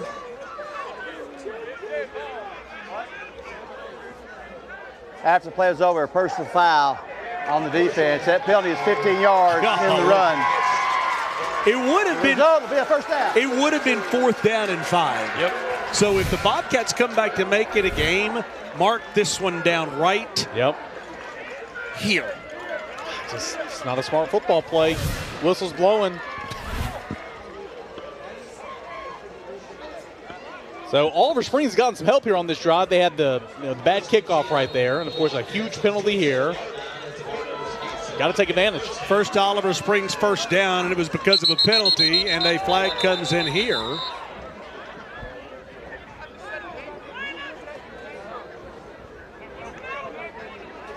Prior snap, false start, number 11 on the offense, 5-yard penalty. What's that? I was just about to say, I might give Jaquan Benton, number 11, an opportunity. He almost had that interception. Yeah. He's a big, I like tall, throwing up to him. I'm with you. He's a tall mismatch. No, his stats tell the story. I mean, 22 receptions, 480 yards, and 7 touchdowns. Yeah, and for Moki, as a quarterback, just throw it up. Yeah, just give him a chance. Give him a chance.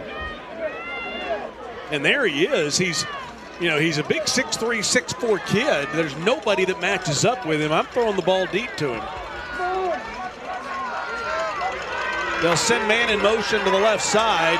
Moki rolling to the left. And this ball, bounces up in the air. And dangerously falls to the ground.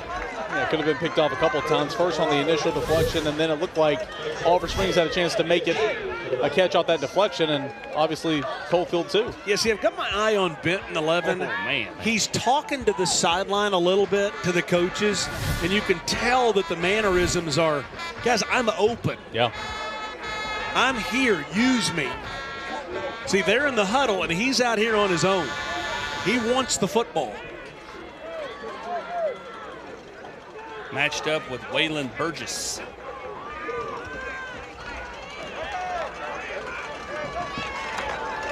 They'll hand off left tackle, following blockers. About 5.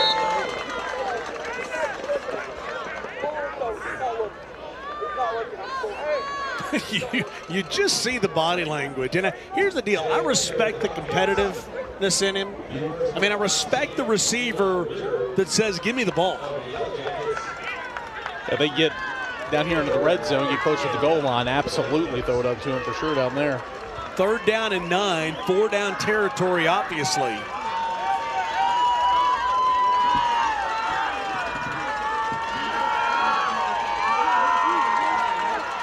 Benton, who was at Clinton as a freshman and transferred over, they'll throw it to the near side. Good tackle. A short gain of about 3 yards will bring up a 4th down and 6. Yeah, Cruz Shannon there on the tackle. I'll say this, there's been a Coalfield defensive lineman in the backfield every single play. And they've gotten some positive yards, successful plays. Not a whole lot here, but Coalfield's defensive line is winning this battle so far in the early going.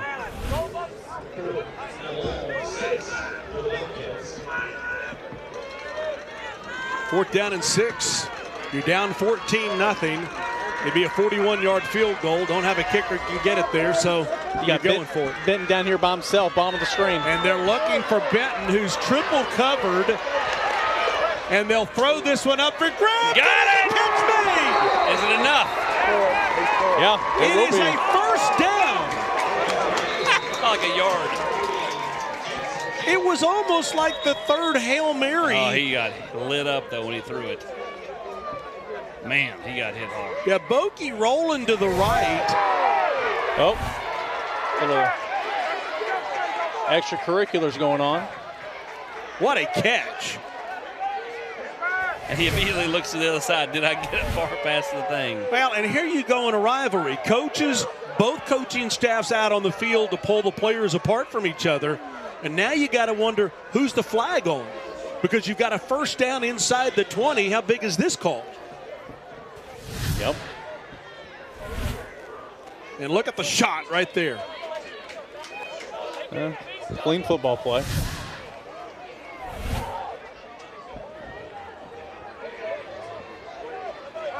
Bokey's making his way back out to the huddle. Yeah, his helmet's on. He's going back. I can't imagine this isn't offsetting. This got to be offsetting at this spot in the game. Yeah. First off, you got to get control, and that establishes getting control back of the game if they both get offsetting penalties.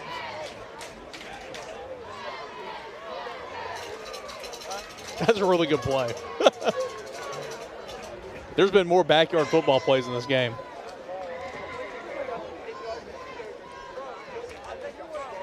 Leonard Scarborough will clear it up. The result of the play was a first down. After the play, personal foul on the defense, number 33. That penalty be applied half the distance to the goal. First down. Wow. Man, there you go. Only Coalfield. Another penalty is going to aid this drive. That's the 3rd one. It's the 5th. 3rd one on the drive, 5th of the game. And it's Eli Justice they're going to flag here. Right there. And, okay, they got the wrong number. 54 is the one that pushed him. By the way, Mason Smith. I'm not going to say it's as bad as the Alabama dude going out on the field and falling down, but I am going to say he fell down pretty easily. It definitely wasn't as bad as the Alabama guy being pushed back onto the field to fall down to fake and an then injury. told to fall down. Yes.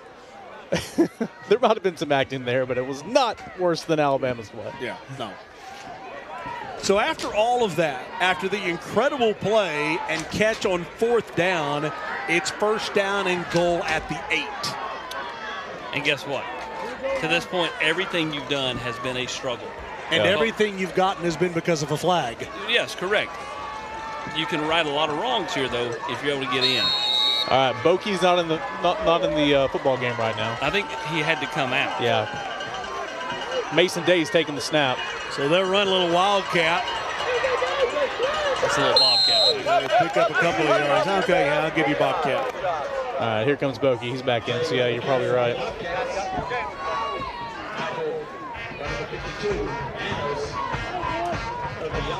Bokey is a junior, absolutely took a shot, but he knew he had to stand in there, had no choice on fourth down. Had to get rid of it. Took one for the team.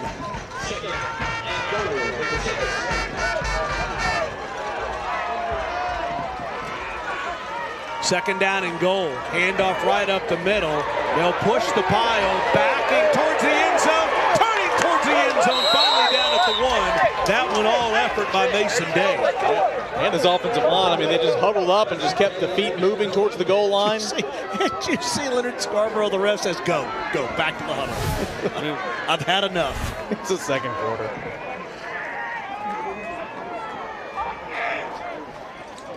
See, what's the two teammates got? Get into it a little bit. It is third. Oliver Springs does get the ball to start the second half. Third down here and goal. I'd go that wildcat package again. I'd direct snap the day and just have him go. To steal a line from Austin, it's Bobcat. Whatever you want to call it. Third down and goal. Inside the 2, they'll run a quarterback sneak. Touchdown. Bokey gets in for 6 after the pass on fourth down. He deserved the opportunity to get that touchdown. They showed a lot of toughness on that drive. They overcame some mistakes, got bailed out a couple of times with some penalties, and you know, all that coming off of getting the ball after what was a whiffed kickoff. Coalfield. Take advantage of it, though. You've got, again, 5:03, get you a stop here. You get the ball to start the second half. All important extra point is up, about 4 feet off the ground, but it is through. 14-7, Coalfield with the lead on FCA's Rivalry Thursday, presented by Covenant Health. Abraham Lincoln knew the power of an open door. He invited the public into the White House throughout his presidency because he understood open doors lead to new possibilities, new opportunities, and new discoveries. At LMU, our mission is to open doors for every student who comes here, so they can become everything they're meant to be. Come discover how we can open doors for you. Hi, I'm Mark Packer. And I'm Tennessee guard Zakai Ziegler. Join us along with VFL's Jason Swain and Chris Brown for the Food City Locker Room, presented by Guards of Law every Sunday. It's with me interviewing all the players of all sports. It's going to be a lot of fun. We call it the Players Show. Were you even a player? Third team all intramural. It is the Players Show with our third team all intramural host. Sunday nights. Join us, okay? Hi, I'm Laura Ash, your West Knoxville State Farm agent. I've been here in the Renaissance for 17 years, and I'd love to help your young football players or anyone with their car insurance, home insurance, and life insurance. Give me a call at Laura Ash State Farm. Hi, I'm David Ball, National Sales Manager here at Legend Fitness. Legend Fitness has been built on longevity and quality. Our racks are fully welded and has the least amount of bolts in the industry, made to stand up to the test of time. Because at Legend Fitness, we deliver quality and we want our customers to be Legend strong. What's up, guys? It's Devin Driscoll, owner of D1 Sports Training with locations in Hardin Valley and Blount County. If you're looking to take your athlete's sports performance to the next level or increase your overall sports performance and fitness, reach out to us at one of our locations in Hardin Valley or in Blount. You're watching Rivalry Thursday, the standard in high school football coverage on the Knox.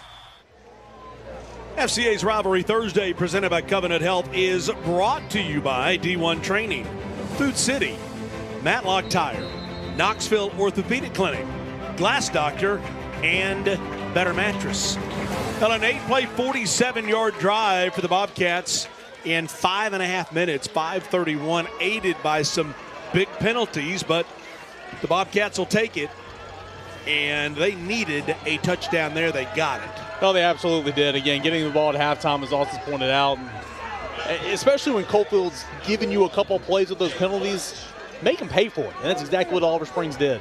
We'll see if Oliver Springs can get a stop, too. They were able to get a stop when Coalfield turned it over on downs inside the 5, but can they get a stop without Coalfield driving the field on? So a A kickoff is a short one at the 36-yard line. He is down. Let's head down to Casey Funderburg. Casey, a little gamesmanship with these uniforms and helmets tonight. Oh, yeah, guys. And these gold helmets, which we've talked about, they were a surprise tonight because Oliver Springs hasn't worn the gold helmet in about 10 years. And Coach Harper said, I really wanted to bring them back. I ordered one. I put the decals on it, and I was loving the way that it looked. But there was no way we could buy helmets for every single kid on this team. We just didn't have the funds. Well, some Oliver Springs donors came through and bought helmets for the entire team. They decked them out. They put them in the team's locker over fall break. And when they came back in, they saw their brand new helmets, and they were so excited to show these off tonight, guys. Yeah, TV game and pulling out the gold helmets. Yeah, how about that? Helmets aren't cheap. And now they got to put those helmets on the ball. Yeah. And they've got to force a turnover. As Austin said, they'll get the ball to start the second half. So it'd be a big point in the field for the Bobcats to get this Coalfield offense figured out. Yeah, you love to force the first punt of the football game for Coalfield. Kind of keep that momentum on your side. 2nd down and 8. Flag comes in before the play. And it looks like a little bit of movement by the Coalfield offense.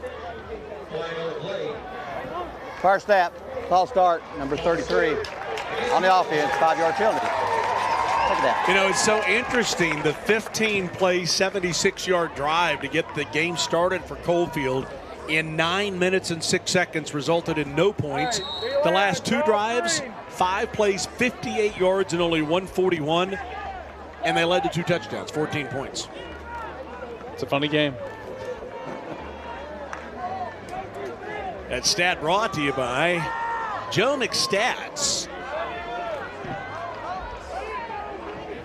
2nd down and 13. Treese will throw to the right side. And the defense is there for the tackle. And a 3rd down and long coming up here.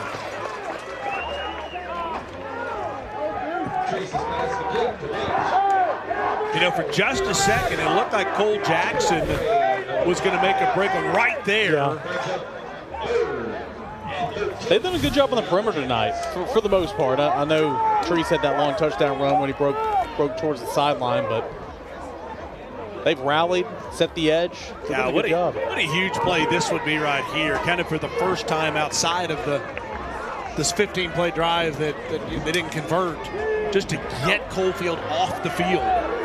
Treese looking to throw, rolling to his right, running out of room. Will finally turn and just heave this one out of bounds. And will bring up a 4th down and punting. Pressure started that play from the get-go. Treese had nowhere to go. And the Bobcats could get good field position here. They could get great field position here. It all depends on the punt. At this level, you get one of those low-line drives, you just never know. You have to be, to me, you have to be aggressive and go get the ball. It can roll or it can go off the side of your foot and go 13 yards. It's the first punt of the game, plus watch the snap. Always an adventure. Good snap here. It's a good punt. We'll punt this one away, and look at the bounce. Nice job of picking it up just to salvage the field position. Yeah. Take a quick break and a break from Pella. In Knoxville, high school football isn't just a game, it's a community tradition. Pella Windows and Doors of Knoxville is proud to support our local teams because we believe in the strength of our community. From energy-efficient windows to supporting athletes, we're dedicated to building a brighter future. Call Pella today and schedule your free consultation. And don't forget to vote for the WATE 6 Player of the Week. Pella Windows and Doors of Knoxville, where quality meets community. Yeah, I think Pella, when it comes to those windows and doors, learn more at Pella.com. So you've got 3:02 to go first half, 14-7 Coalfield. And the Bobcats would love to run some clock. And there's our guy down the sideline. And Jaquan Benton, welcome to the football game, 19 yards. He's made a couple plays defensively, but he's the go-to guy. He is that guy, the big target on offense, and made it a point. Good throw there. Made it a point to get to him on first down. He also had the guy down the seam breaking open, but I think for for the offense, they really need to get Benton involved, so I don't mind the shorter pass to him. 1st and 10 at the 43. Not sure if this is running or passing yards. Flag. Not going to matter. Flag comes in the area of holding, and they'll back him up and make it a 1st down and 20.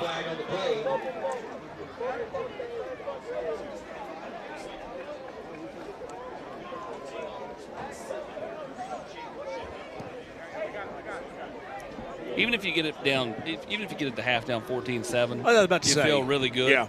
If you could somehow score right here, though, just to be greedy, then all of a sudden you're like, whoa. Coalfield has 2 timeouts left. During the play, personal foul, face mask on the offense, number 78, hands to the face. That penalty is 15 yards. We play 1st down. Like I said, 1st down and 25. I think the point I was going to make is at this point in time, Coalfield's got 2 timeouts left. I don't mind if I'm Oliver Springs, some safe plays, run the clock, get to halftime like you're talking about. Yeah, I think you safe plays and see if something pops, and then you can adjust kind of. Then you can be the aggressor. Yeah. So the clock runs, it'll take it down to about 2 minutes, and they don't look like they're in a hurry. And right on cue, Bokey's going to, look across the middle. How about this? Just to your point, breaking tackles, and they'll get 20 yards, and a flag comes in for a face mask, and it'll be 35 yards on a 1st down. Yeah, if that is a face mask indeed, that's another huge penalty defensively for Coalfield. It just helps Oliver Springs. You're right at midfield now. You can get past the midfield marker and 2 timeouts. Boy, a nice safe pass to Cole Jackson right across the middle.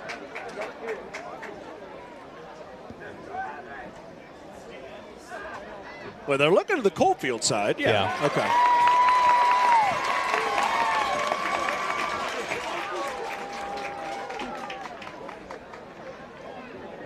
Here I am saying just get to halftime, and they're going to be down to the well, you just need that inside one the play. 40. Inside the 40. You just need that one play. Again, Tennessee does this before the half, back when the offense is doing a whole lot of things in the 1st half.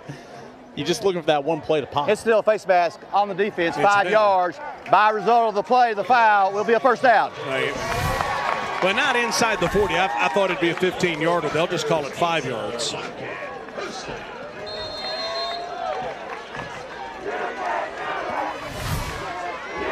So they'll put it at the 47, clock it under 150.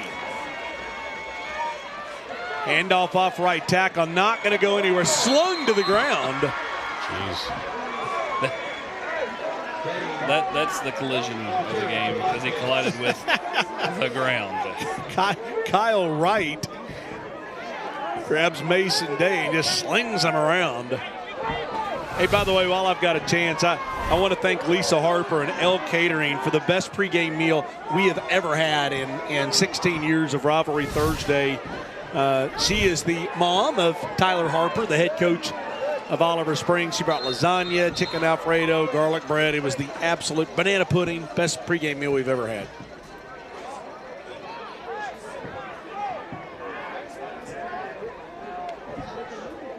So we've got a timeout here.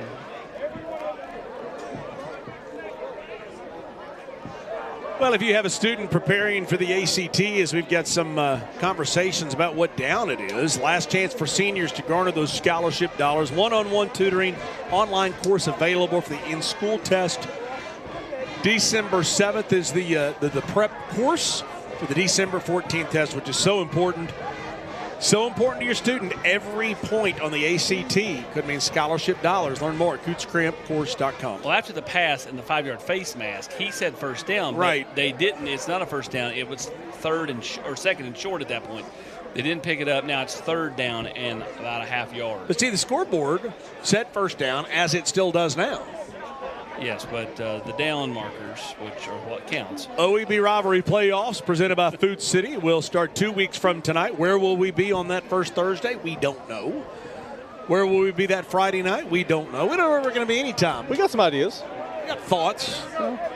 A lot of it determines how these next 2 weeks play out. So now they say 1st down. But they just ran a play. I agree. I don't understand either. This is like Texas and Georgia. It's a pass interference. Well, if you throw 3 more water bottles, we'll change the call. So it's 2nd down and 10. Okay, there you go. There you go. 2nd down, Boki looking to throw. A little swing pass here, and that'll get him some yards. Not many, though, as Coalfield converts quickly. Again, it's Coalfield's defensive line just winning the battle, forcing the dump-off throw there, kind of accelerating that clock. Boki was looking downfield trying to make a play. So now it's 3rd down and 7. Coalfield still with the 2 timeouts. And the Bobcats trying to get set. Boki looking to throw, feels some pressure, no flags. He can run for it if he wants. Will turn and throw, will get the 1st down. There he is. It's Benton. It was a good run, good throw on the run, good catch, and I think there was a big old missed holding call on that play right there.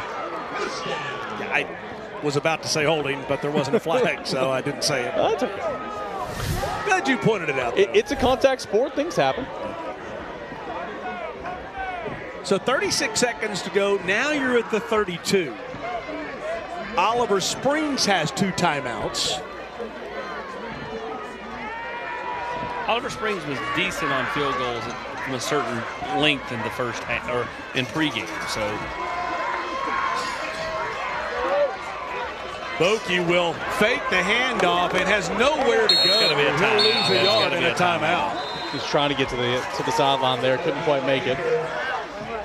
And here comes Benton again. I'm fascinated by him. He comes back over to the coaches and he's like, guys, I'm telling you, I can run a go. They can't guard me, is what he's saying. That's what he's saying. Just put the ball in the air. Put the ball in the air and around him and let him go up there and make a play. Yeah, I love the competitiveness of the kid. I mean, you saw in that Tennessee-Alabama game, Milrow threw it up, but he didn't give his receiver a chance because he threw it to the inside. Throw it up to where Benton has a chance to go get it. Yeah. See what he does. Yeah, be it at a game or at home, you can contribute to Wreaths Across America. Just simply go to knoxwreaths.org, click on Rivalry Thursday, make that donation just to ensure that there are no gravestones of any of our veterans who've paid the ultimate price for our country, that they do not have a wreath on that gravestone come Christmas. Go to knoxwreaths.org. He's very demonstrative down there. I'm pretty sure he said, listen, guys, if I score a touchdown, Mark's going to mess my name up, but let's give him that opportunity. Let's make him do it. What, Benton? Listen, Nick. And by the way, I can't miss this up either. Tyler Phillips is our Pioneer Heating and Air Scholar Athlete of the game, a 3.6 GPA. And a candidate for the Gamboozlers Game Night Makeover next week. Why not at halftime? They got 2 guys going to be playing in the band at halftime. 2nd down and 12. Looking to throw, can run now. Oh, he slips it out of the backfield. Get that bounce. That'll be a timeout here for Oliver Springs. Mason Day was trying to stay on his feet as best he could. So now you take the timeout. You've got 3rd down. I don't know what you feel like your field goal range is. Well, it's probably not here. Yeah, it's not here. I agree. I watched pregame. I mean, they got to be, to me, the 20, maybe a 37-yard. Well, that's the question that I'm asking. I'm saying, how far do you throw the football where it's 3rd down and 7? At what point in time do you get there, you stop the clock, you down, and say, okay, we kick the field goal? Well, I mean, here's the thing. You're at a timeout right now, okay? And correct. It's 3rd and 12. I would take 2 shots to the end zone. I would take 2 shots to the end zone. I agree. No one ever does that. Yeah. No one ever says, all right, I'm going to throw it twice to the end zone. Because the 30. Yeah. Well, the LMU halftime report is coming up here in just a few minutes. The Mount Lock Kick retires the band, only Oliver Springs tonight. Ron Rogers will be here. He's our band director for the Commercial Bank Rivalry Showcase, and he's going to be here for all band members, all band directors. We're trying to continue to grow that band for the Rivalry Showcase. And we've got the czar of East Tennessee bands leading the way. Hey, Ron, is it true that you're going to give Packer the triangle this year to play in the band of this thing? It's so stupid. 3rd down and 7. He says yes. They leave Benton by himself. You got to throw it. Run it. You got to throw it. He's wide open and shorted it.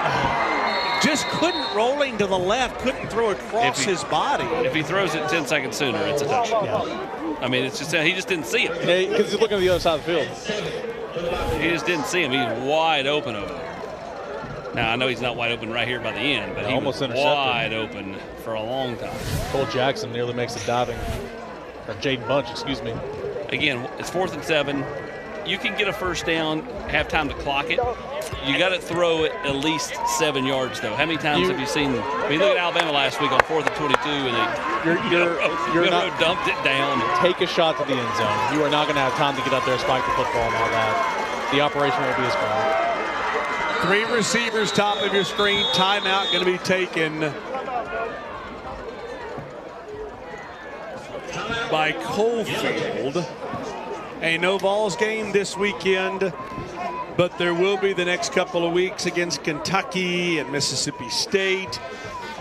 Great tailgating opportunity at Food City. Make it easy. Go to foodcity.com. Grab you some Pepsi products, some Frito-Lay products. Brought to you by Food City, the presenting sponsor of the Commercial Bank Rivalry Showcase and also OEB Rivalry Playoffs. Aerial coverage brought to you by Gatlinburg Sky Park. The mountains are calling. 12 seconds to go, 14-7. So you're throwing halfway and clocking it? No, I don't disagree. All I said was you can still technically do that as long as you're going to pick up a first down. Eric brings up a good point. The operation probably not going to be real clean. I'm with Eric. I'd take a shot to the end zone, but I would have taken – and I think they tried to take a shot to the end zone the last play. Just nothing was there, and he just wasn't going to throw it up. On this one, you throw it up. Yeah. There's no extra down here. Well, they'll try to look for Benton. They'll take a shot deep in the end zone, and that's just absolutely a fair catch punt. And a nice play to just take a knee. That's okay. I mean, it's fine. No harm foul at all. 1.5 left in the half. You're good. Coalfield will take a knee. You'll get the ball to start the second half. Now let's see if he comes out of the end zone right. Makes the catch in the end zone. I don't think he ever makes it out. Oh, he does. Now, there's no replay review, but I'm not sure the ball. Okay, yeah. The foot did. Yeah. The ball might not have. Well, all kinds of excitement for no score.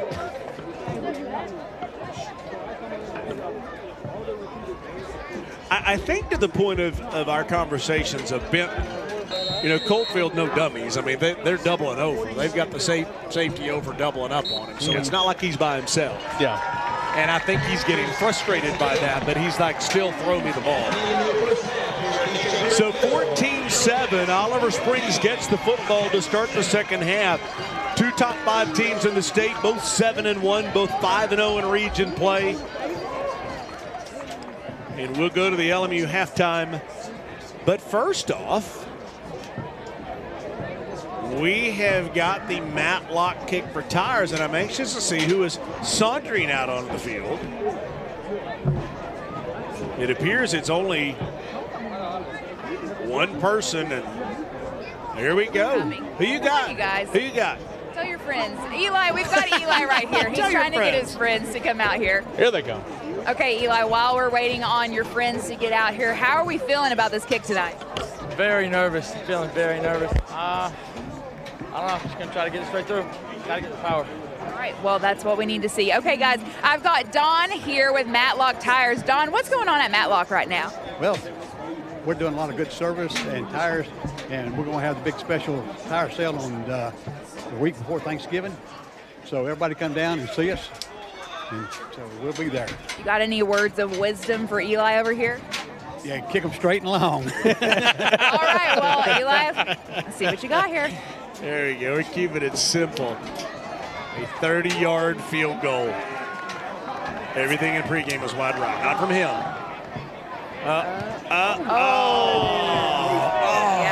Yeah, that wasn't it. We definitely did not kick him straight. That wasn't it.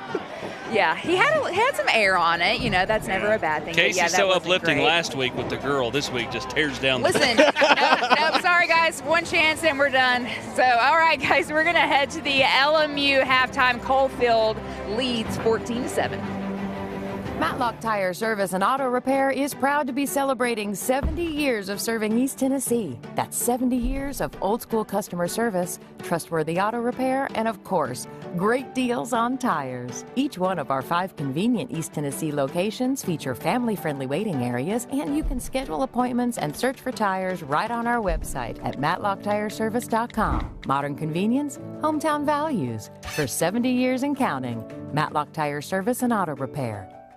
For 75 years, Gray Hodges has been supplying inspiration to their customers. From its original downtown Knoxville store, founded in 1949, to its now 4 area locations, Gray Hodges has remained the region's trusted source for custom cabinetry, bath fixtures, kitchen hardware, plumbing supplies, and much more. And they are an employee-owned company, so you are always speaking to an owner. Visit one of their convenient showrooms and see how they can inspire you today. Gray Hodges, employee-owned, service perfect. I'm Tennessee basketball player JP Estrella. Let me give you a tour here of the offices at Knoxville Smiles. Dr. Costa is placing implants with a robot, and it's all done digitally. There's no guessing with this since it's all robotic. Dr. Welko is the newest addition to the office. He loves to research the latest and greatest in technology, so the other doctors go to him for the newest product information and techniques. Dr. Malone is building teeth in the mouth. To him, cosmetic bonding is more like artwork. He does this without cutting your teeth down. It's all about building them up. Guys, we still have a problem. Do y'all have a bigger chair?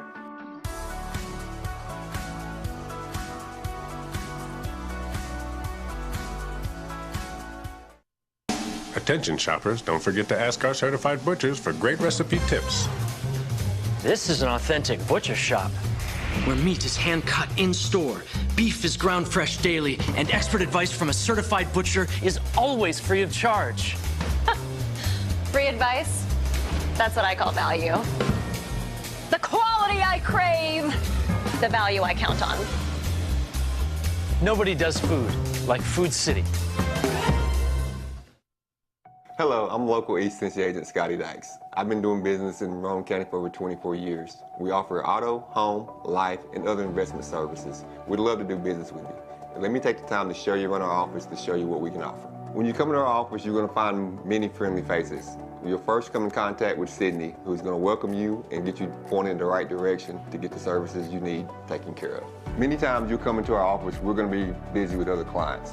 As you see, Austin is working with a customer, doing auto insurance or home insurance, taking care of their property and casualty needs. Many needs that you get taken care of in our office can be taken care of by any of our team members. Tatum is our newest team member. She joined our office less than a month ago. She's currently fulfilling the role of Agent Ashburn, where she will meet many needs for our clients. Lori's our office manager, where she currently maintains and runs our daily activities within the office, but she also specializes in commercial insurance. So if you have a need for commercial, please come see her and talk to us about your insurance needs. Thank you for giving us the opportunity to show you around our office. We hope to hear from you soon. Give us a call, email us, or text us. We'd love to do business with you. Time now for the LMU Halftime Report. Next 20 minutes is brought to you by Lincoln Memorial University as the band prepares down on the field. I'm going to hold off on the interview. Well, let's just start with Ron Rogers, and then we'll stop once they start, and we'll continue again. Ron has been our band director for the Commercial Bank Rivalry Showcase, which is presented by Food City the last, 3 years? I guess we've done it. This is the fourth, yes. We got up to, 300, 350 this past year? Pretty close, yes. Pretty close. So how can people, the bands and all, it's a fun week. You get to go to UT, get to practice. We finalized the UT issue last night or yesterday afternoon. Okay. And so we're going to be rehearsing for 3 hours on Monday night, December 9th. In the University of Tennessee band room.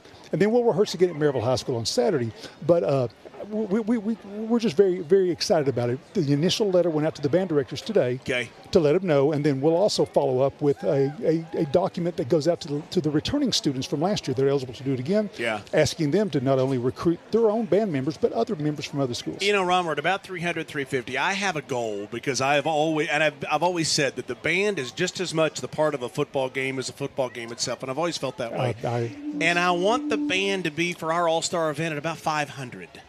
Can we get there anytime soon? I think a couple of things. Number one, this year, the fact that the ball game's on a Friday night frees up some 2 or 3, 4 bands in Maryville who have had Christmas parades to deal with on Saturdays. Okay.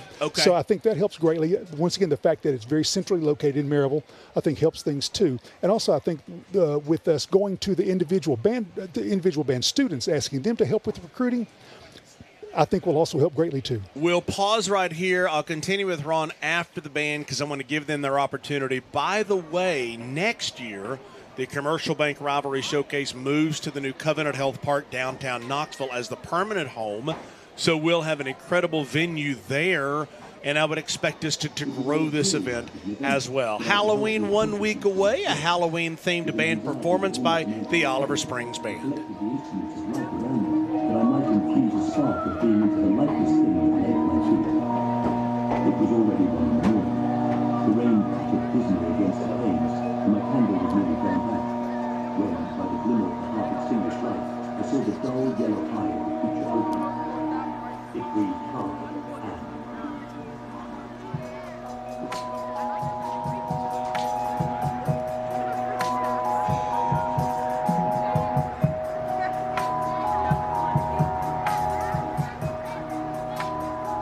The band Spotlight is brought to you by Exterior Home Solutions. And the spotlight shines on Gabriel Salinga, a senior percussion captain here at Oliver Springs. Love the 1A bands, the smaller band, a little more pressure on each band member, right, Ron? That's exactly right, exactly. Their band director, Tim Michaels, is a 40-year friend of mine. He just does a tremendous job here with this group.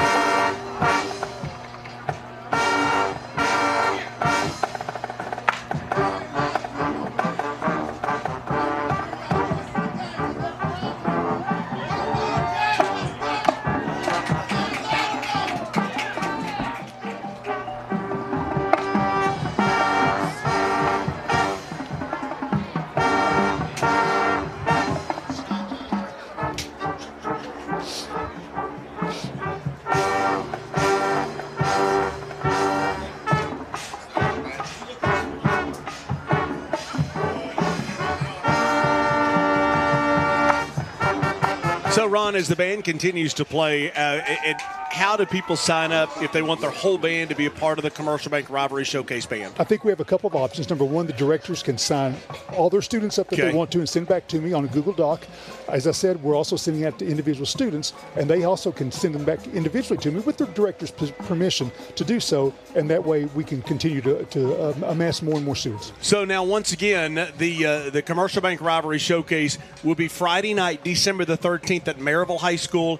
It'll be on WATE 6. It'll be on ABC. So an opportunity for you and several hundred kids from other schools to get together, get to play on TV. Looking forward to that. The Commercial Bank Rivalry Showcase, as always, presented by Food City, and we look forward to that. Ron, as always, I can't thank you enough. You've been a longtime friend. When we started this event, I called you and said, can you help me? And you've stuck with me, and I appreciate that. I'll have a great time doing this. Sounds good. Appreciate you, Ron. Hey, listen, I want to say thank you to a church in Oliver Springs. This was this past Sunday. This is Beach Park Baptist Church, and they called it Rivalry Sunday. Both of these teams, Oliver Springs and Coalfield, were both at the church, and they invited me to come and speak to both teams and to the congregation. And what I spoke on is how does God look at a rivalry? And I went straight to James 4:6, which is God opposes the proud, yet gives grace to the humble. Essentially, if you play with pride, you play with ego, the Bible says God is against you.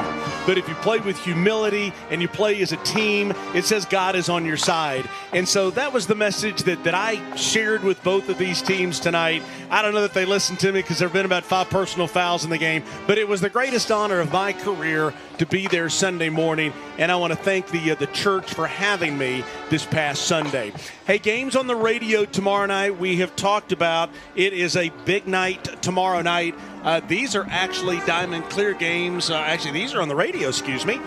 Brian Rice and all his people will have these games. I'm going to be over at Gibbs firsthand to watch the undefeated Eagles play host to Anderson County. That's on the AM side.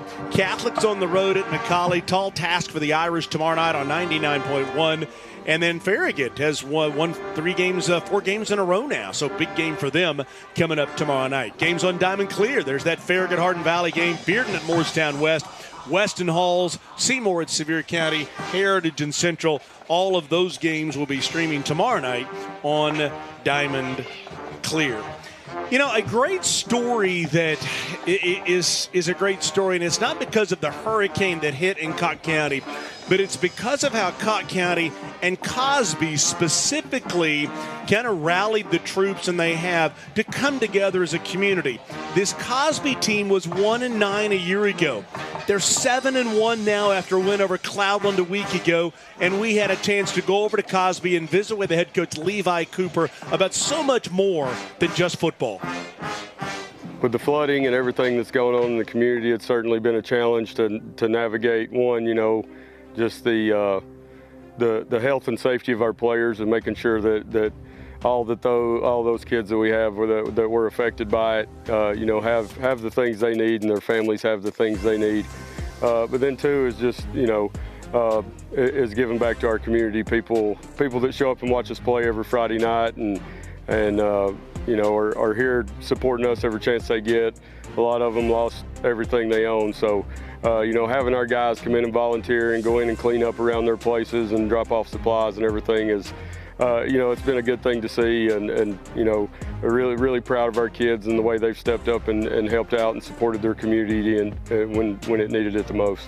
We're really excited about the opportunity to host a playoff game. It'll be the 4th one in school history, and I had got a chance to win the first region title in school history, and kind of coming off a pretty bad year last year in our first year, but it's kind of just been implementing a process and kind of a standard and how we want to do things, and the kids have really bought in and they've worked really hard over the winter and through the off season, and they're made of the right stuff. They prepare, they work hard, they do everything that's necessary to be successful, and so for them to get this opportunity, to host a playoff game and compete for a region title, we couldn't be any more proud of them and the things they've accomplished. The growth has been outstanding. We had to play a lot of young kids last year. We had to play a lot of freshmen, 6 or 7 combined on the offense and defensive side, and we kind of took our lumps last year, but they really bought into what it takes to be successful and getting in the weight room, and they're a really fun group. They love each other, they work hard together, and kind of the way they go about their business and prepare has allowed them to go out and have success this year. If I had to explain it in one sentence, it would be gritty. They do everything that's necessary. They go out and they do the hard work. And they play gritty on Friday night, and just I think they have a little bit of a chip on their shoulder for kind of the way the season went last year, and it showed in their body of work. Like I said, the way they attack the weight room, the way they attack film and practice each day. They're a gritty bunch from top to bottom. They want to work hard and compete, and couldn't be more proud of them as their coach. Yeah, and what a great story that Cosby has rallied together 7-1. Hey, LMU honors local educators, and tonight the spotlight shines on Cody Kitts. She is a English and media arts teacher here at Oliver Springs High School. 12 years teaching. LMU thanks you for your time and service as an educator. Time now for Doc Talk, which is brought to you by Knoxville Orthopedic Clinic. Hi, I'm Dr. Andrew Holt. I'm a sports medicine surgeon at Knoxville Orthopedic Clinic. I'm going to talk about ACL injuries today. So the ACL is a very important stabilizer for the knee, both for athletes and non-athletes. It very commonly gets injured in sports activity, oftentimes with non-contact injuries where the knee develops a large amount of swelling, oftentimes with a pop. The ACL oftentimes needs surgery for a reconstruction to restore stability to the knee. So we recommend seeing a doctor and getting an MRI scan if that does occur, and we would certainly be happy to help you at Knoxville Orthopedic Clinic anytime you need. So I've got Tim Elrod in here for a couple of reasons. A, he was loitering and standing around, and I kind of felt bad. But anyway, you've got the OEB Rivalry playoffs, which are coming up. We're excited about that. But the OEB Law game of the week tomorrow night, BBB TV 12, Brad Jones. You've got a great game tomorrow night. Great game. Harriman at Midway going down to the Emerald Forest down there. Should be a shootout. Could be a close game, could be a blowout, but it's going to be a great game. Yeah, and there it is. You can see it so many different ways. Brad Jones and his group, they do a great job. Harriman and Midway, a very important game over there as you try to figure out between Harriman, Midway, and Rockwood who's going to go to Cosby to play Cosby that we just talked about now that they're 7-1. Well, I think Cosby would rather see Rockwood. Because they're kind of banged up right now. They just are a a bit banged up. It's not the Rockwood team we've seen over the years. They're very young. They're very young, and they make explosive plays. That's the thing about Rockwood is they always make explosive plays. You know, when they need somebody to do the color on the broadcast on BBB 12, they bring this guy in because nobody else is available. Okay, so listen, let's take a break. And here we go. Here we come back. Let's head down to Casey Funderburg and preview the game that we've got next week on Rivalry Thursday. Going to be a good one. Yeah, we've got Gibbs at Fulton and Austin. He caught up with head coach Brad Turner to talk about the matchup. Joined by Gibbs head coach Brad Turner. Coach Turner and the Eagles will be on Rivalry Thursday next week against Fulton. But before then, they play Anderson County coming up on Friday night. Coach Turner, your team's undefeated. What has it done so well to win every game to this point? Well, I think we've just played together. Obviously, our quarterback's playing well. One of the things sort of unique about our team this year, if you look at any of the stats on 5-star, the weekly thing, we've only got one person leading in stats, and that's our kicker. Sort of uncommon for an 8-0 team, but we're moving the ball around to different guys, and everybody's chipping in, doing their part. When you look at the way this region shakes out, I mean, you could be the 1 seed if you won the last 2. Yeah. You could fall all the way to the 3. If you were to lose both. Do you feel like your team's kind of like very aware of kind of like, hey, we've won every game, but we got to bring our A game the next couple of weeks? Yeah, we talk about it all the time. It's not how you start, it's how you finish. Our goal is to be playing on that last Friday or Saturday of the season, and that's the goal. Not necessarily the record. Obviously, the record's been nice, but it's the time of year where you got to win games to keep playing. And in our region, between you got Anderson County and Fulton and Greenville and those teams coming up, you got to be on your best ball for sure. Well, Coach, we appreciate the time. We look forward to seeing you next week over there at Fulton. Good luck coming up tomorrow night, and I'm sure you guys will have the dapper light blues on tomorrow night out there at Gibbs. All right, appreciate it. That game will be next week. Our pregame show will start at 6:30, kickoff at 7. And guys, Gibbs is having one heck of a season. Okay, they're 8-0. They're going to play Anderson County tomorrow night, so that should be a big game. It'll be an exciting Rivalry Thursday for us next week. And we've got some more football coming up here in the second half, so stay with us.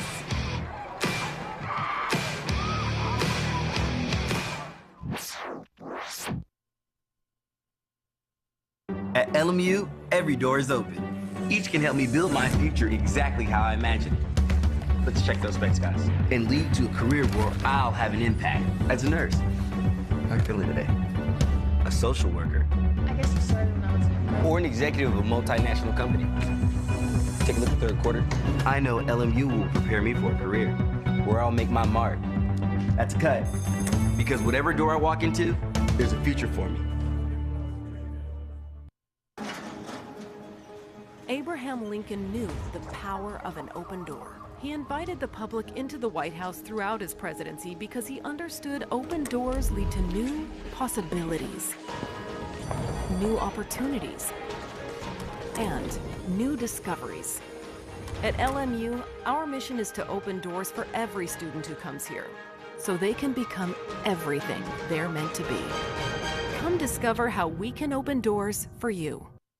When you're 6'4" and 320 pounds like I am, finding a mattress is a challenge. That's why I went to Better Mattress for help. It's not about just selling big store brands. At Better Mattress, it's about making a mattress that fits the person's body type and their personal preferences. Look, after a big football game, this body is tired and sore. I have to have a mattress that helps me rest and rejuvenate. Big O and Better Mattress. Good night, just got better. Hello, and welcome to the Nichols State Farm Agency. From Powell to Halls and all surrounding communities, it's our pleasure to serve. I'm Ryan Nichols, and I look forward to seeing you at the ballgame. I was the star around here until Glass Doctor installed this perfect shower enclosure. Now they look at me like, well, there you go. Call the Glass Doctor, we'll fix your pains. Oh, yeah.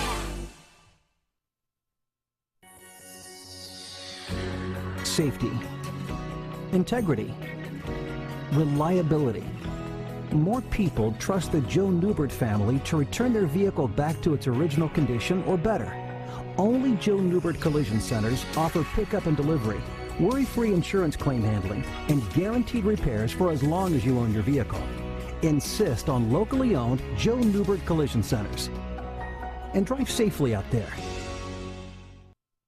Join us for the Food City Locker Room presented by Garza Law every Sunday at 11:30 on WATE. Stay here with us.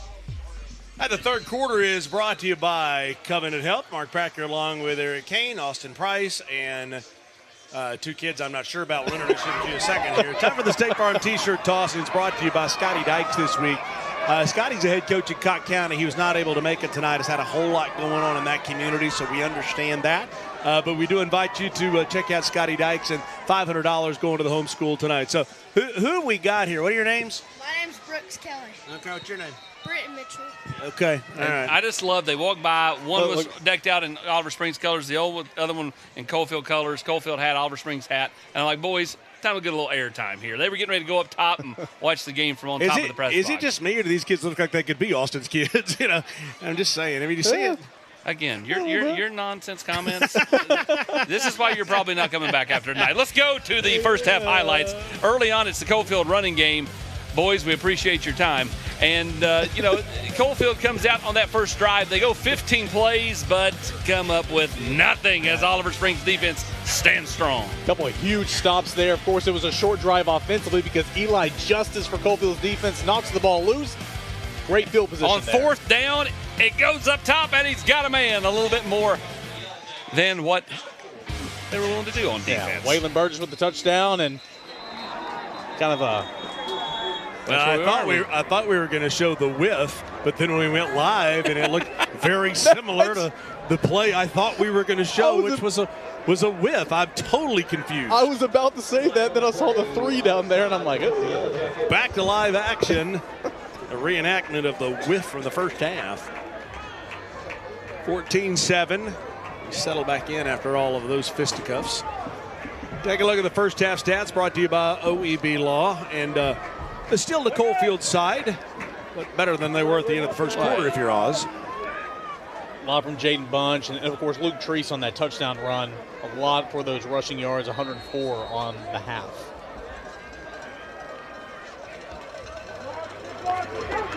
So the kickoff is a short one at the 40. Look out here. Look out here. All kinds of open field, great field position for the Bobcats. Down inside the 25. I'm not sure exactly what they tried to do, but it didn't work. And Jordan Gray on the return. It was a short kick. Makes the catch, gets a couple of blocks, and is up that far sideline. Zip. Maybe one guy missing its speed. Well, Coalfield just got out of position there. They got too far up the field, and then once he made the one guy miss, everybody else just had no angle. They give credit to Eli Richardson making the tackle after a 35-yard return. And the Bobcats will start at the 24. They'll look to throw across the middle. Nice. Is made inside the 15 at about the 11 by Cole Jackson. And just that quickly, Bobcats are knocking on the door. And after having no momentum, no juice for what it seemed like forever, all of a sudden this thing could end up being tied in just a matter of moments if Oliver Springs is able to finish off this drive. Well, he took a shot in the back, by the way. I mean, if he was 55 years old like me, he wouldn't be walking. Having a hard time walking right now. Okay. No, he was. Oh, I thought you were talking about me. Not you. Here we go. First down and 10 off left tackle. Oh, look at the moves. Packer, you sneeze and throw out your... He said, okay. Why?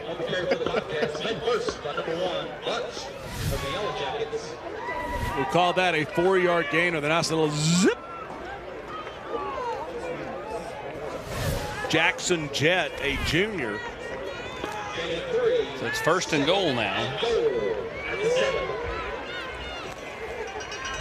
We almost feel like last week's Anderson County West game is back and forth they went. Got it. Left tackle, Flag behind the play. If Eric and Austin didn't make it clear for you, there was a flag. He's still celebrating. And then finally sees the flag and says, oh, I guess I'll run back out there.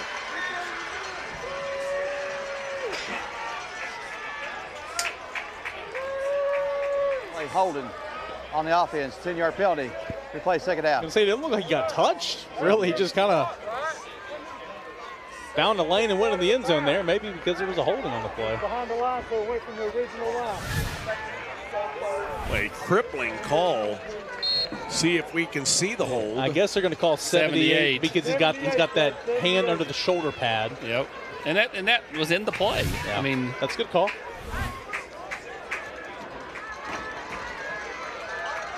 Could be a catastrophic call as it moves the football back to the 17. Second down and goal at the 17. Off left tackle. Spinning back inside right into a Coalfield wall. And continuing to run goes Jackson. Oh, we're getting into it on both sides now. And from the stands, like you can just hear the venom from both sides, and most of it directed at the officials. I mean, that was a good call, though. Of course, they don't have replay like we do. So. And now look at you, 3rd and goal from the 14. Shouldn't it be second?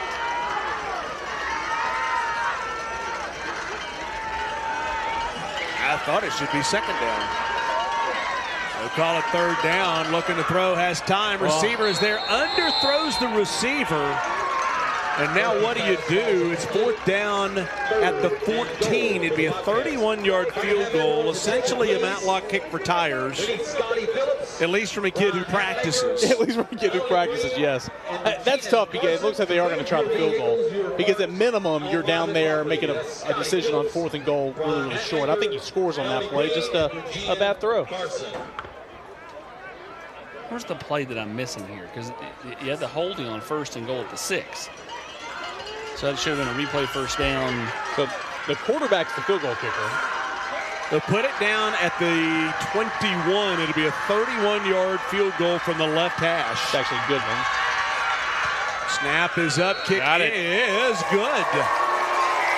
And 14-10 after the nice kickoff return. The balls are off this weekend, but Get Neal and Loud in full effect again next week. Hey, Sterling, man, come on, we got a roof to replace. Let's go, baby. Let's go. Hey, Sterling, you ready to go to the top? Man, I can't believe you guys been doing this for 25 years. Oh, baby. Now, this is what I call a rooftop party.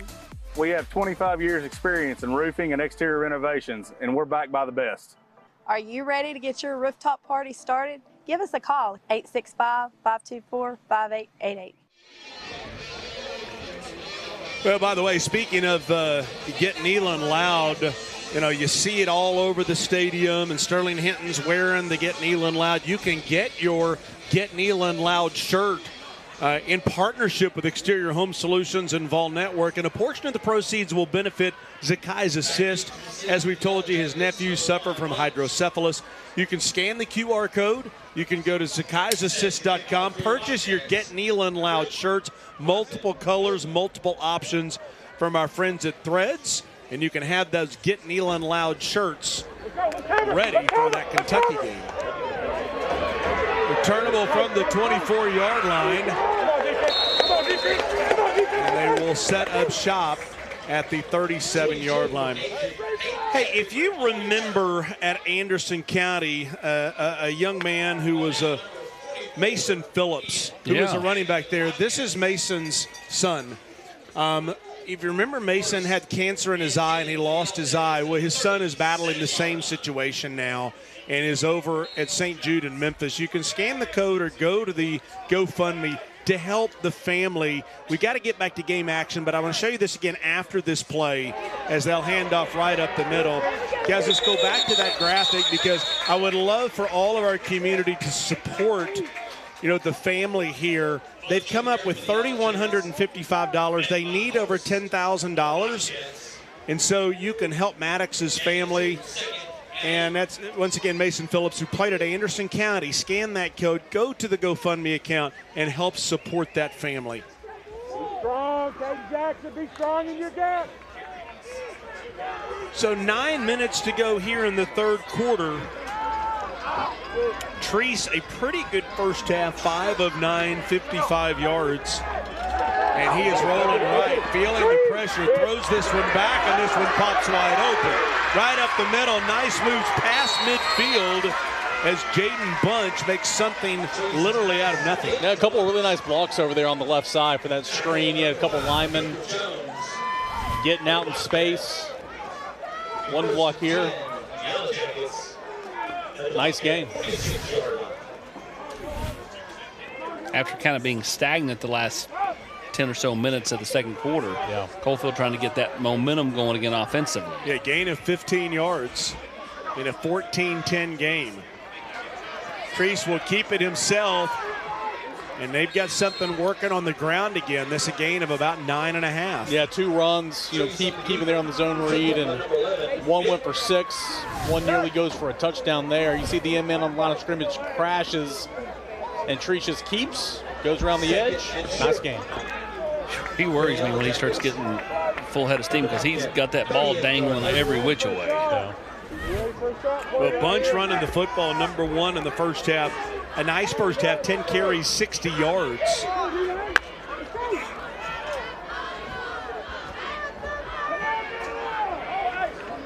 Play clock down to 10 seconds as Treese runs back out onto the field, a 2nd down and 1. I'll take a shot here. Hand up on the jet sweep. Oh, they try to do, and it's the bump. Oh, they make the catch. I thought he underthrew him. Inside the 1 goes Waylon Burgess. I thought for a second that the ball was underthrown. Oh, it was underthrown. He just was so far behind the secondary, he could wait on it.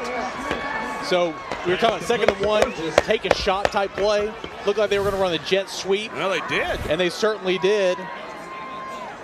But Bo Wilson underthrows it, and just for a second, you thought that maybe Jordan Gray would get there to knock it away. And you're trying to play catch up in that situation. But yeah, if you just get your eyes turned around, woo, that's a gift. They'll actually call him out at the 2, but a flag comes in, and this will be 5 yards for illegal substitution. Flag on the play against Coalfield. Substitution violation on the offense, 5-yard penalty. Against the Yellow Jackets.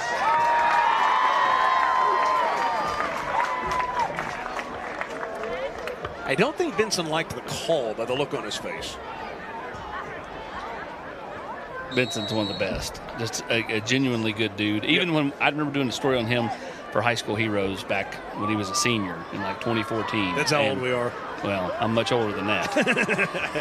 But, I mean, just then he was like talking to a 40-year-old.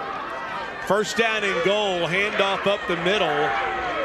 We'll call it a gain of about 4 yards and a 2nd down and goal. I'd like to know where Evan Littlejohn is. He was our first, at the time, it was what, K-25 and Scholar Athlete of the Year. Number 58, Jackson, and 17. It was the very first year of High School Heroes.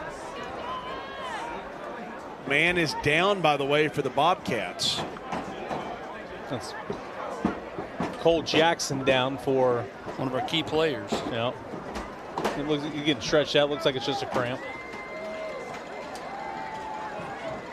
Yeah, cramping on the far side of the field. Let's take a quick break and a break from NPG Brain and Concussion. Hi, I'm Mark Holinsky. You may recognize the name Holinsky from Holinsky's Hope. It's a foundation we started when we lost our son Tyler to suicide in 2018. Tyler was the happiest kid, the best teammate, and certainly the most awesome son, but he never gave any indication that he was struggling. After Tyler passed, we had his brain autopsied by the Mayo Clinic, and we discovered that he had stage 1 CTE. So in addition to starting Holinsky's Hope and campaigning and fighting for our student athletes' mental health and wellness, I also helped co-found a company called NPG Brain and Concussion. We focus on taking the professional level of concussion care to amateur athletics. So I invite you and your family to touch base with NPG Brain and Concussion. Trust me, it's important, because all we do is brains. Enjoy the game. And bringing professional care to the amateur athlete is NPG Brain and Concussion. Learn more at npgbrain.com. Never thought about the fact that the logo from this side of the field looks like so. There you have it, folks. You know, that's the analysis. Expert analysis. That's the analysis you only get from Austin Price. So proud. You know, carried you for years. Oh, man. That's not good. That's not good. I thought it looked like just a cramp initially because they were stretching him out, but certainly it's going to be more than that. Good player. Hate to see that for Oliver Springs. Big loss. Always appreciate Charlie Morgan and our friends at Gray Hodges for $1,000 to the visiting school. Charlie said, you know, I've never had a visiting coach be more appreciative than Vincent Napier was just now. And he wanted me to mention that of how much Vincent appreciated the $1,000 to the visiting school. From Gray Hodges for all of your kitchen, bathroom needs. Gray Hodges has got you covered. 75 years in business, 4 area locations, and a huge announcement coming up next week during the Gibbs Fulton. I really thought Charlie was going to come out with a cigar this week, didn't you? Never thought about that. Second down and goal inside the 5. Treese will hand off right tackle, reaching for the end zone, touchdown. Jaden Bunch from 3 yards out and back to a 2-possession lead goes Coalfield at 20-10, extra point to come. I think they needed that. It's you know, Austin pointed out they were kind of stagnant offensively there the last 8-9 minutes of the second quarter. Needed to take control of this game. Good blocking up front, Bunch getting in the end zone, and yeah, 2 possessions yet again for Coalfield. Jack Treese lining up for the extra point, a la Mark Mosley, and straight through. 21-10, Coalfield with the lead. A 3-yard touchdown for Jaden Bunch on FCA's Rivalry Thursday, presented by Covenant Health. No matter the time of year, you can always count on the power of Pioneer. You already know Pioneer is Knoxville's most trusted name in comfort since 1981. Trusted because of the power of Pioneer. What is the power of Pioneer? Solving all your plumbing problems, AC sales and service, maintenance and safety inspections, water and sewer line replacement, home generators, improving your indoor air quality, duct cleaning, and more. No matter the season or the problem, have no fear. Trust in the power of Pioneer. Experience a one-of-a-kind place with breathtaking panoramic vistas over Gatlinburg and deep into the peaks and valleys of the Great Smoky Mountains. Embark on a journey through lush trails teeming with life and history, or just sit back and enjoy the beauty and tranquility. Gatlinburg Sky Park, your peaceful getaway in the Great Smoky Mountains.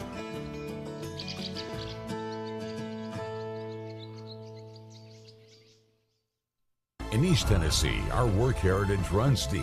For over a century, the Plumbers and Pipe Fitters Union Local 102 has been part of the area's growth and prosperity. Don't sell yourself or your business short by hiring unskilled labor. Our cutting-edge labor training facility equips our members with the advanced skills needed to be the very best in the industry. Keep jobs local and the money in the state. At Local 102, we work tirelessly today to help build a better tomorrow for our community and our members. I cannot say enough about Huntington and the value you get. It's wonderful. We came to Huntington Learning Centers when our 2 sons were in high school to improve their ACT scores. It's so personalized to every kid, what your kid needs to the test that they're taking. It was well worth the investment. If you're looking to strengthen your child's ACT score and increase their scholarship opportunities, there is no better place to do that in Knoxville than Huntington Learning Centers. Well, Rivalry Thursday is brought to you by Covenant Health. Ted Russell Ford, 2 locations for you in East Tennessee. Gray Hodges celebrating 75 years. Aubrey's, we went there this week. NPG Brain and Concussion. New score, 21-10. Coalfield with the lead. And now you look at Oliver Springs and say they will definitely need to be scoring as quickly as possible. 5-play, 63-yard drive for Coalfield. And I actually don't mind that, because if you're going to give it to them about the same spot, just take a real shot at it. Well, the Smile Cam is brought to you by Knoxville Smiles, even though we're over here in Oliver Springs. But a lot of smiles down there on the sideline. For all your dental needs, use the dentist that we use, that is Doctors Malone and Costa at Knoxville Smiles. I mean, I don't understand why you keep giving Oliver Springs good field position. because they can't kick it off any further than they did on the last drive. Once again, the analysis only available by Austin Price Enterprises. Hand off up the middle. By the way, personal note, your daughter scored her first basket ever tonight. Well, not ever, but first in middle school, yes.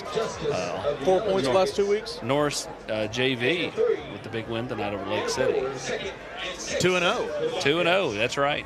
Wow. 2-0. Big wins this week over Clinton and Lake City. County tournament's over, and now it's on to other competition. There we go. All I asked was if she scored, and I got the full life history of his daughter's basketball team. 2nd down and 6. Now here's a new name. Off left tackle goes John Riggins wearing number 44. Just kidding, it's not John Riggins, it's Ian Hammock, who is a freshman. Couple of freshmen. Again, that's a good-looking freshman. Yeah, he is. Again, something else we like about small-town football, man. There's freshmen on both sides who are playing tonight. Look at the quickness here. Good blocking. Good little spin move there. Where's he been all my game? Playing behind Mason Day. 3rd down and 1. Now this been thrill a minute on 3rd down and short for Oliver Springs. I would have said quarterback sneak it, but you're in the gun. Still do a quarterback power, maybe. Yep, right here. Going up right tackle using the speed, and he will fall forward, but a flag comes in. I was thinking the same thing. Run with your quarterback. How big is that? It's not ideal. Been some costly penalties in this game, and they've been good calls. During the run play, holding number 58 on the offense, 10-yard penalty. 3rd down. A little extra love for Bigs only tonight. Did you know that I guess they call Tyler Harper Bigs? So, I mean, it just kind of fits, Bigs only, which is a lifestyle, and it is. And, of course, there's CB45 behind him. Tennessee hat on. Chad's nervous, man. Central playing Heritage tomorrow night. That's big one. It's a big one, especially for playoffs. Yep. Heritage looked really good a week ago. 3rd down and 11. They'll swing this one out. And they are not going to get the first down, only a gain of 3. And at 21-10, past halfway in the 3rd quarter, I think you got a punt. So, I mean, are you running that play to run a 4th down play? That's what I was thinking too. Like the head scratching part of that is if that's your 3rd down play call, especially when you throw it pretty good. It's not like you're not, you know. That's got to be it.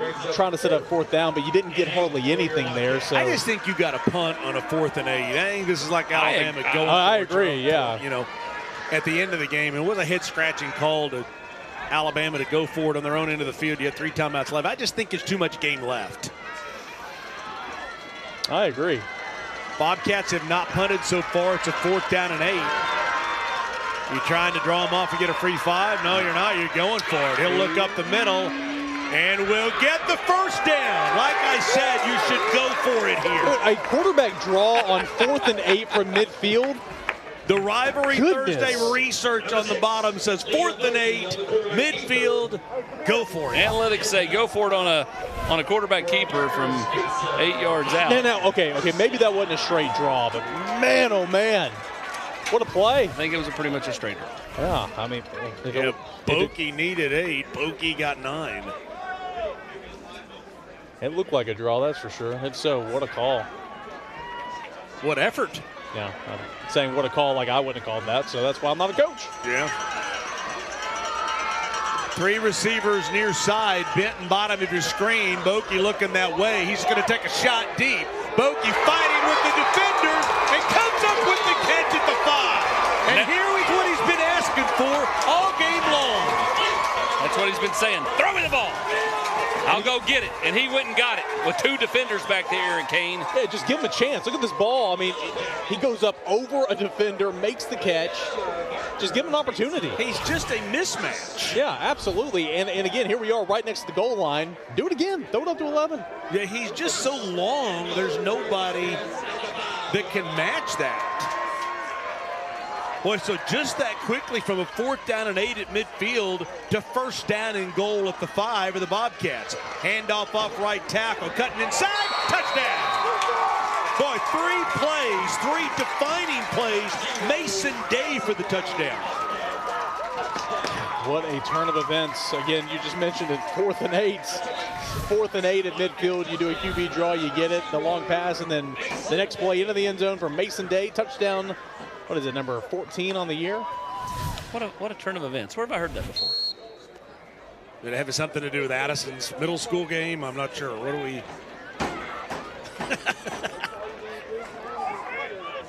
How the turntables.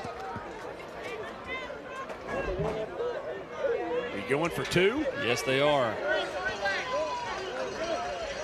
Make it a field goal game.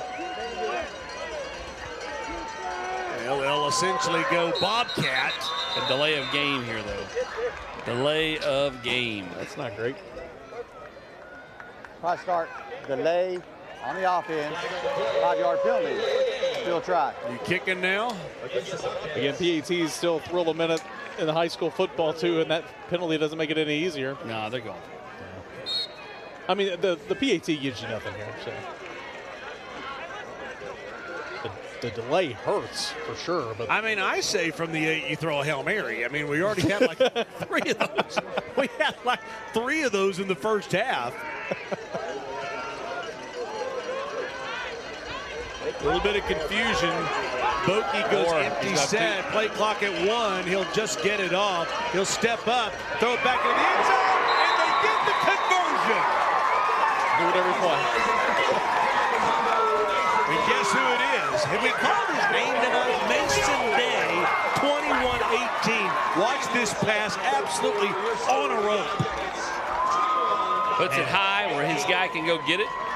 And let's face it, I mean, it wasn't like it was bad coverage. Levi Heidel was right there. No, even on the long throw to Benton, it was a pretty well-defended play. 5 plays, 48 yards, 3:53 off the clock, and just like that, it is a field goal game at 21-18. Mason Day scores the touchdown on the receiving end of the 2-point conversion. He's fired up. 21-18. It still boils down to getting a stop, you know? Yeah, thanks to Better Mattress. $500 going to the home school. There are 4 area locations on Better Mattress. Play into the end zone for Mason Day. Touchdown. What is it, number 14 on the year? I'm not really sure what the voice is, but yes, I agree. It was Eric, 14 touchdowns, but $500 something to do with Addison's middle school game. Brought to you by Better Mattress. Pipe down, Eric. We hear you enough. Seriously, Eric. Talking live and talking on Memorex.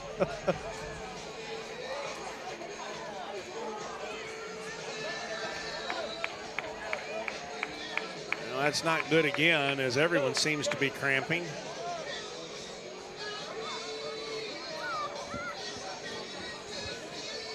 You know, what a weapon a kicker is at the high school level. And both of them just trying to kind of mask that they can't kick the football.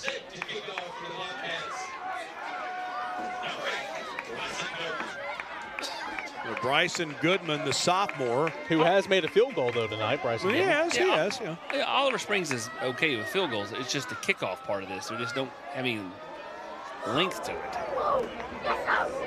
Short kickoff at the 31-yard line. Look out here. Look out here. Past midfield. Every kickoff is thrill a minute. Got a flag.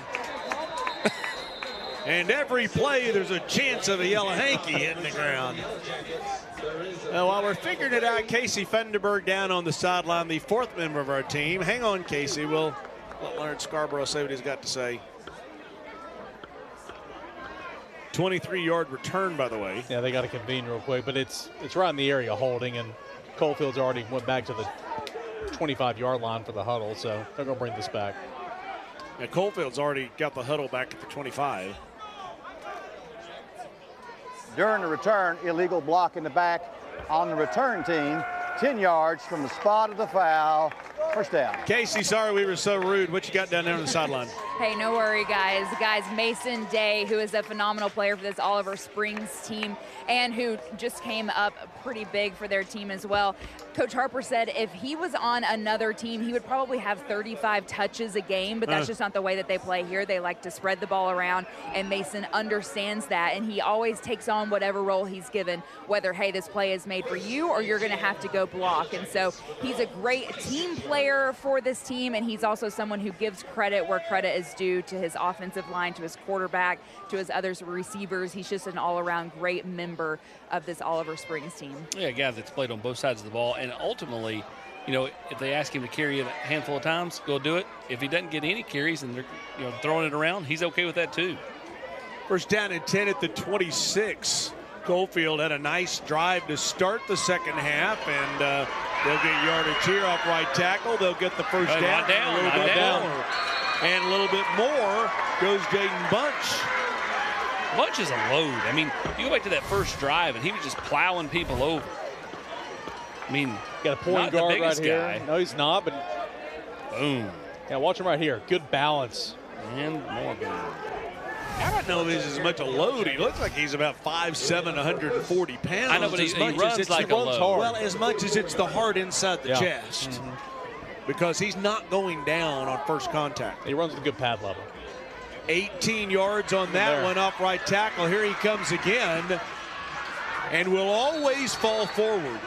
This feels like that first series of the game where a couple of big run plays to kick things off, a couple of first downs. Finds a seam right there, and again, doesn't come down on first contact, breaks a couple tackles. And 9 yards makes it a second down and 1. Second and 1 for the Yellow Jackets. You know, if you're Oliver Springs, you've never had the lead in this game. You keep kind of pulling up close to the guy that's got the lead in the race as a flag comes up, but you just can't catch him. Yeah. Hard snap, false start, number 75 on the offense. 5-yard penalty. Take it out. Second and millimeters is all of a sudden now second and 5. Second and 5 plus millimeters. Yeah. So, I mean, like, that kind of penalty can derail a drive, you know, especially if Oliver Springs were to win this down. But if they're at a spot on the field, does Benson Napier have a little bit of riverboat gambler and go for it and play 4 downs here? Again, with where the kicking game is, I absolutely would. Their punt was okay, though. Yeah, that's true. It wasn't over end. Second down and 6. Why not keep handing it off to 1? 1 just keeps matriculating down the field. Don't have to think about it. By the way, we talked about, you know, had Oliver Springs had the lead, outside of starting the game tied at 0, this is the closest that the Bobcats have been. Yeah, they brought it within 4, and of course it's within 3 right now, but Coalfield is driving down the plus side of the 50. 2 first downs on the series.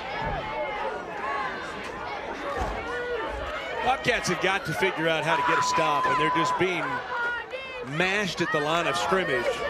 They'll bring linebackers, and they'll get a stop here. And now you wonder at what point, because you look at the line of scrimmage for Coalfield, and you know, players like Mason Smith, big number 54, there's another bigs-only lineman spotlight. I mean, he's got some pipes, by the way. He does. I mean, he's more than just a guy catching fish out there. He's catching biggins. Jarks, Wales. Second down and 8. At what point in time do you play fake and take that shot? It's not going to be here. Oh, wow. Look at the moves. Look at the moves. All bunch. Just to get like 2 yards. That's the greatest 2-yard run I've seen in weeks. But to answer your question, I would have done on second down right there. It was. It should have been a loss of a yard or 2, Austin. Let's see here. It's all individual effort. Splits the defender. 2, 3. Yeah. Thank you, Eric. Yeah, that was a really impressive run to get something out of that. But he's taking count on you. I would have taken that shot on. It was the fact you said in weeks. Like, well, the best 2-yard run we've seen in weeks. Like, you know. Well, we saw Price Davis at Maryville. He did some of that stuff. That was a few weeks ago. Third down and 6. That would have been a month ago. Okay, it's big play here. Looking to throw. Treese has time. Will step up. And now look out here. Rolls. He's got a receiver all by himself. And catch is made. Touchdown. Treese bought himself time and finally finds Eli Justice, who was completely stranded out on an island by himself. Yeah, there's a bust in the secondary for Oliver Springs because he was wide open, Austin. And once Treese finally saw him, it was just getting that football out there to him. And you don't fault Oliver Springs secondary because literally you can only guard for so long. Yeah. I mean, like, he made a sandwich, took the trash out. That is true. And then had some dessert. Yeah. Before he got to unload that ball. It's a rather visual image, but yes, he did have a lot of time. Extra point is down up. That's not good. That's not good. That looks like an outlaw kick retired. 27-18 with 5 seconds to go in the third quarter. Goodness. Gorgeous night for football tonight. Big night tomorrow night. A lot of key games. I know, Alcoa Maryville always the headliner game, but when you look out there and you see some key games, West is at Halls. Anderson County's at undefeated Gibbs. Huge game. Is Gibbs can they get past Anderson County? Central and Heritage we brought up earlier. Central Heritage, a huge game. Yeah. I mean, these last 2 weeks, of course, with the playoffs looming, so much can happen in terms of seeding and all that, regional championships like we got right here tonight. It's that time of the year. Farragut's gotten themselves. Farragut, one more win, they're in, right? Yeah, they beat Hardin Valley. They're in the playoffs. Yep. 0-5 to 3-5. And Jeff Courtney's done such a great job. It was such a rough start for Farragut, and he's gotten that thing going. So proud of him and replacing his dad. Hey, the salute to Stripes presented by Commercial Bank. And Commercial Bank congratulates Josh Orrick on doing such a great job. 10 years officiating. Works at Holston Valley Trim Light. Loves to watch his son play baseball and fish. And the old Rutledge Pioneer. I always encourage everyone, go out and be an official. Now that I am one, I understand the importance of giving back to the game that you love. Get some exercise, make a little money, and there's another something or another that gives Oliver Springs great field position. 6 plays, 74 yards in 2:57. Treese's kick goes out of bounds. 27-18. They'll start about midfield again. Free kick out of bounds on the kicking team. Spot 39 plus 5-yard tack on, first down. Yeah, when you do those pooch kicks, that's the risk you run every single time with it going out of bounds. All right, you go back to the last drive. They score, go for 2. It makes it a 3-point game, right? Coalfield answers. They had 6. Now it's 9. Yep. If you score here, you go for 2. Yeah, you can't get to a tie, but what you can do is get it back to a point where even if Coalfield scored, you would have a chance to tie. You kick an extra point, you still have a chance to technically win on a field goal. Extra points, 27-25. Last play of the third quarter off left tackle. Nice play for the Bobcats, and the fourth quarter should be interesting. 27-18 Coalfield on FCA's Rivalry Thursday presented by Covenant Health. Hi, I'm Dr. Jim Jackson here at MPG in Knoxville. MPG is a concussion care center, that's true, but it's much more than that, really.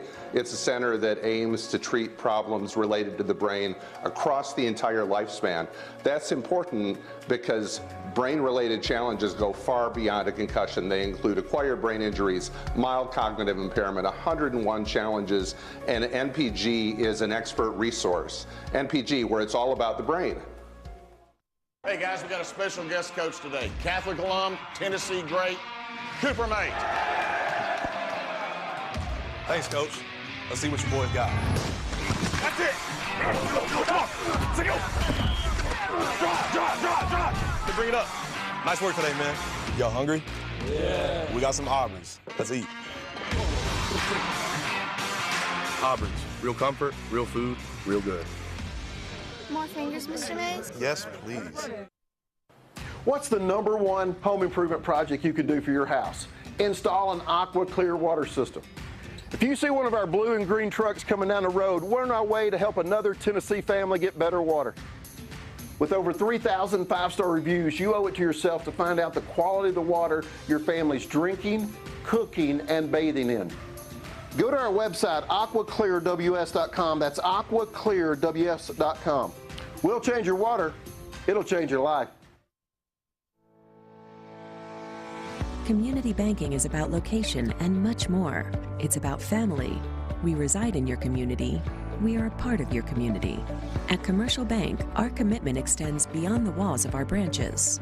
It's displayed each day in the opportunities we provide, the money we give back, and the time we commit, all to help improve the lives of the people, families, and businesses that make our communities great. Commercial Bank, life made better. Welcome to Ted Russell Ford. I'm Nick, and you are? You've never heard of the Headless Horseman? And I thought my town was sleepy. Sir, you clearly have a head of some sort. Behold. I am in need of a new steed. I command you to bring me your finest horse. Well, we do have Mustangs. Right now, get into a new 2024 Ford Bronco Sport for just $30,000. Come see us today at either one of our convenient Ted Russell Ford locations, Parkside Drive or Kingston Pike. Hi, I'm David Ball, National Sales Manager here at Legend Fitness. Legend Fitness has been built on longevity and quality. Our racks are fully welded and has the least amount of bolts in the industry, made to stand up to the test of time. Because at Legend Fitness, we deliver quality and we want our customers to be Legend strong. Hello, I'm State Farm Agent Matt Cunningham. Our office is located in Rocky Hill community, right across from Brewster's and right down from Brewster's. Love for you to stop by and say hello. We offer auto, home, and life insurance. Thanks and enjoy the game.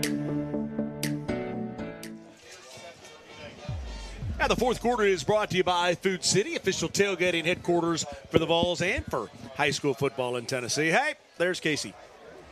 Coach, 1 quarter left here. Your team has an opportunity to score and cut the lead. How do they need to execute here? We just got to go find a way to score and like you said, cut the lead and find a way to, score quick and have some time left, get a defensive stop, and hopefully get the ball back with a chance to take the lead. Thanks, Coach. Thank you. So we had a discussion.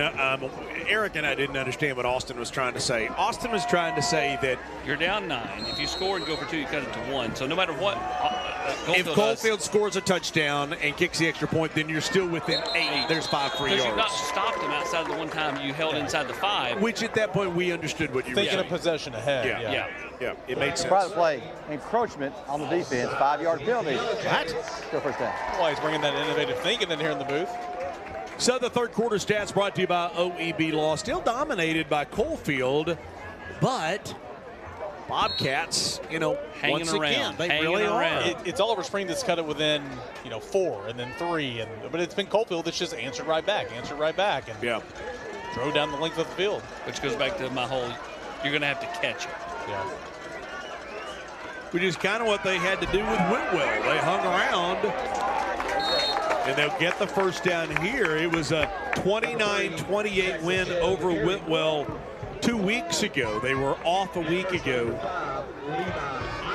Coalfield's only loss on the year to Sequatchie County back on September 28th, a 17-14 loss.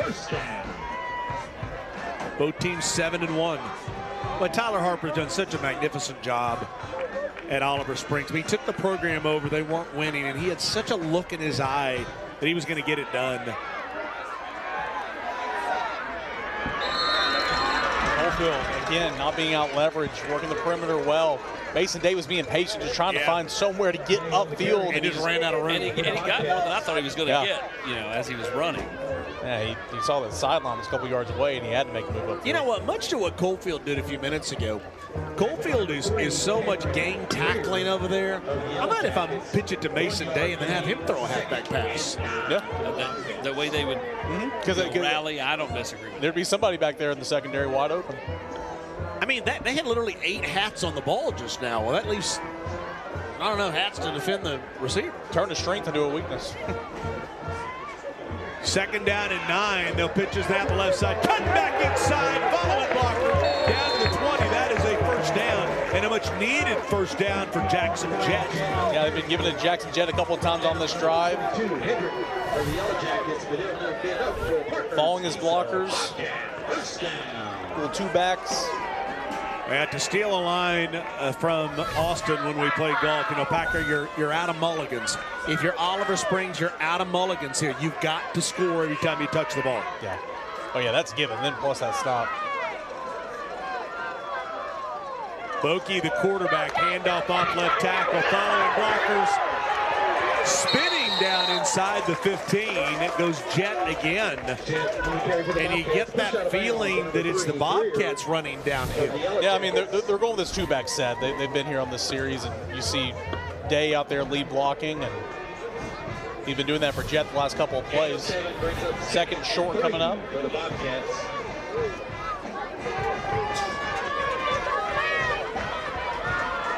You know, I would say obviously 4-down territory, however, a field goal would make it a one-possession game. Inside handoff and nowhere to go. Cutting back inside is Day, and that Coalfield front all over the running back. Bruce Brown in on the tackle. You missed one block on the perimeter out there. You get one block, the edge is open. But Dave was forced to jump back inside and does get 1.5 yards or so, third and short. Oh, they'll drop the football, and he'll just fall on the ball. Look at him. I mean, so do you think about a field goal? Yeah, I think so. You still have to get a stop. Yeah, I mean, I'm just saying that the ball is at the 15. I know. How many times can you 16. get down here? It'd be a 33-yard field goal. Do you think you can kick a 33-yard field goal? You've kicked a field goal tonight. They're going for this. It's a 4th down and 5. I don't hate going for it here, absolutely. But Coalfield has to be very cognizant, you know, with the quarterback here. 1 for 3 on 4th down. Boki run to throw, can run if he wants. All kinds of space. Looking for the end zone. Goes down at the 6. I mean, there was nobody over there on that left side. If that's college or NFL, I think there's a flag because it looked like the defender went for the head. I don't see a flag. Let's see when he launches compared to the slide. Boki was asking for it. That's tough. I agree that's tough. Full head of steam. Yeah. Doesn't hurt to ask for it. Oh, first down. Boki comes up with it. Look, got a man. Has got a a receiver. man. Got it. Touchdown.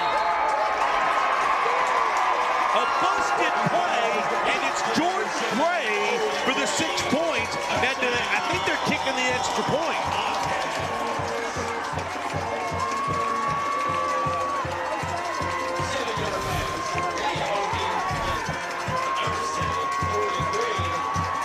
Boy, a nice job of keeping his composure, and for just a moment, William Eddings, number 10, thought of reaching the hands up. He would have knocked it away. So the extra point to make it a 2-point game, and that's where we are. 27-25. Let's take a break. A lot to be decided in the last 8:09. A region championship going on the line between two of the top 5 teams of the state in 1A.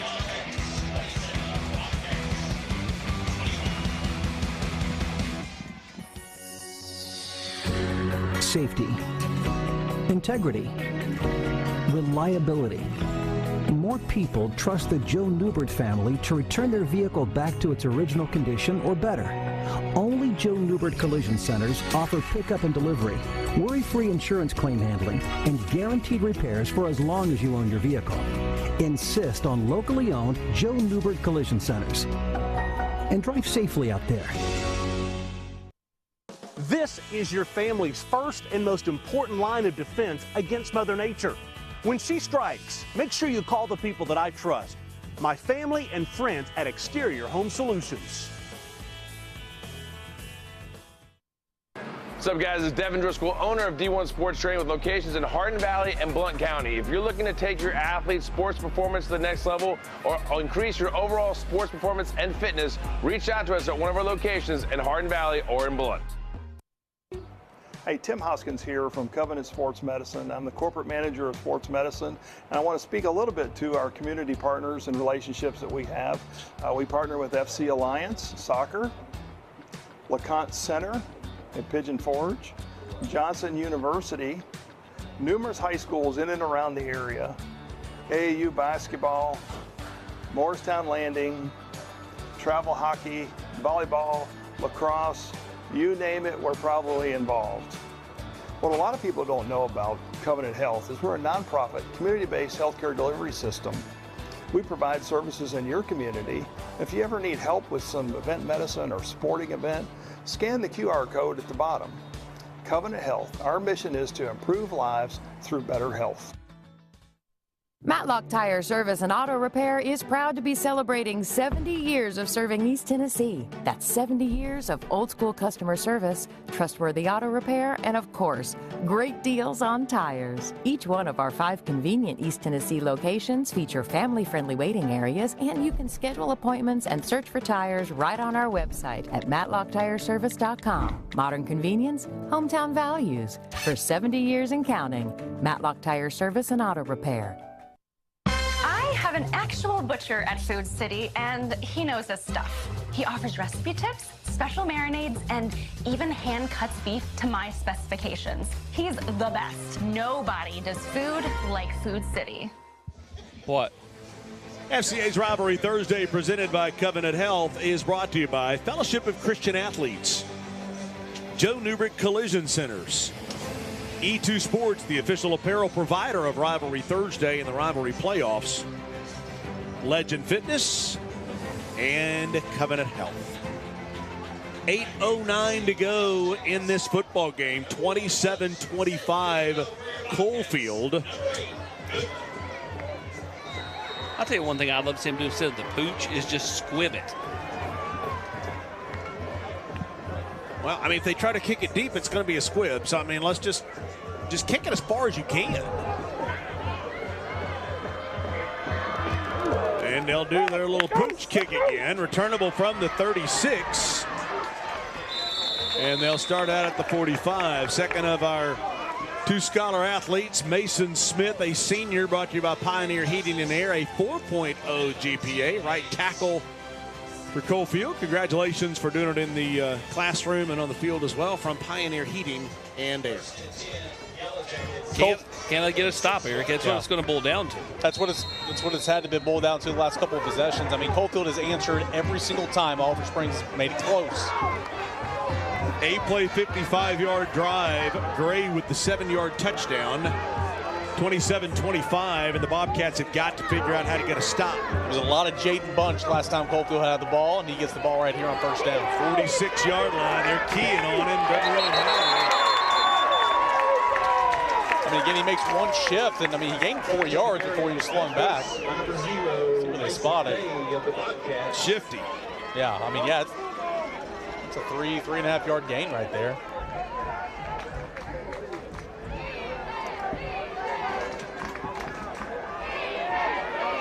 Both teams with the full arsenal of timeouts, both with 3.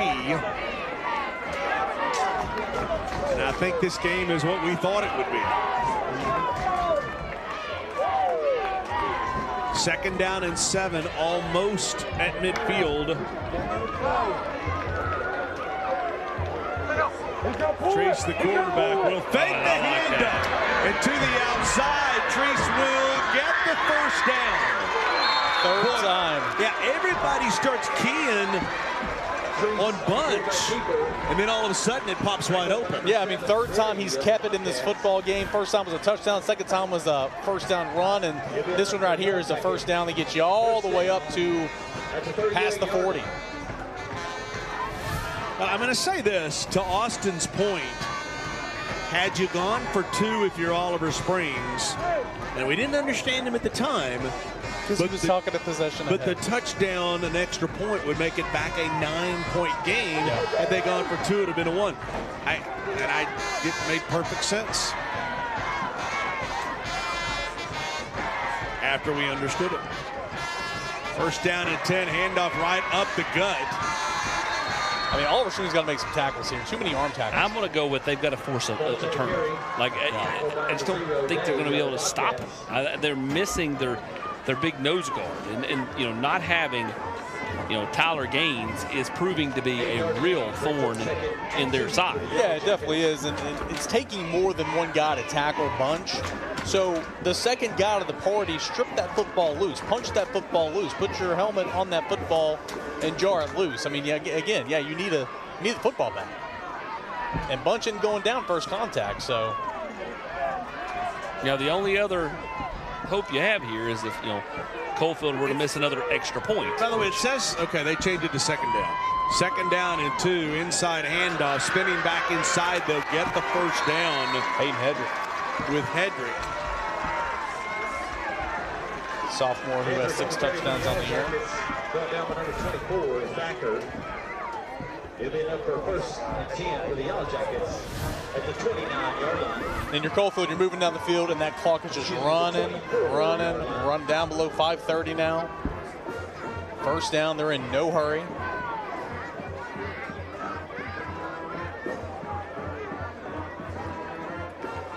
I mean, you say turnover. You can at some point hold them to 3, but you got to get a stop. Got to make a play. Treese will bring it himself. There's one right there. Good play. Really good play there off the edge. Benton on defense making a play. Benton's a junior, by the way. We've talked about him a lot, so a guy that will be back. I mean, he's what you want in a wide receiver and in an edge corner. Long, physical. Here's the other thing. If you can somehow get them in a 3rd or 4th and long, you've got to bring pressure. Yes, you do. Like speed up that process, like force a bad decision. If you get beat doing it, it's okay. I think you got to bring it now. We've watched the whole game. I think you got to bring the house now. It's 2nd and 10. Treese looks to throw. You got to bring that pressure. Look out here. Treese rolling right. Will cut back. They'll try to force a fumble. That's a nice play, though, by 0 Mason Day. Breaking down, making sure he makes that open field tackle. And I think that Tyler Harper took a timeout. Yeah, because you're going to have 3rd and what? 4. Yeah.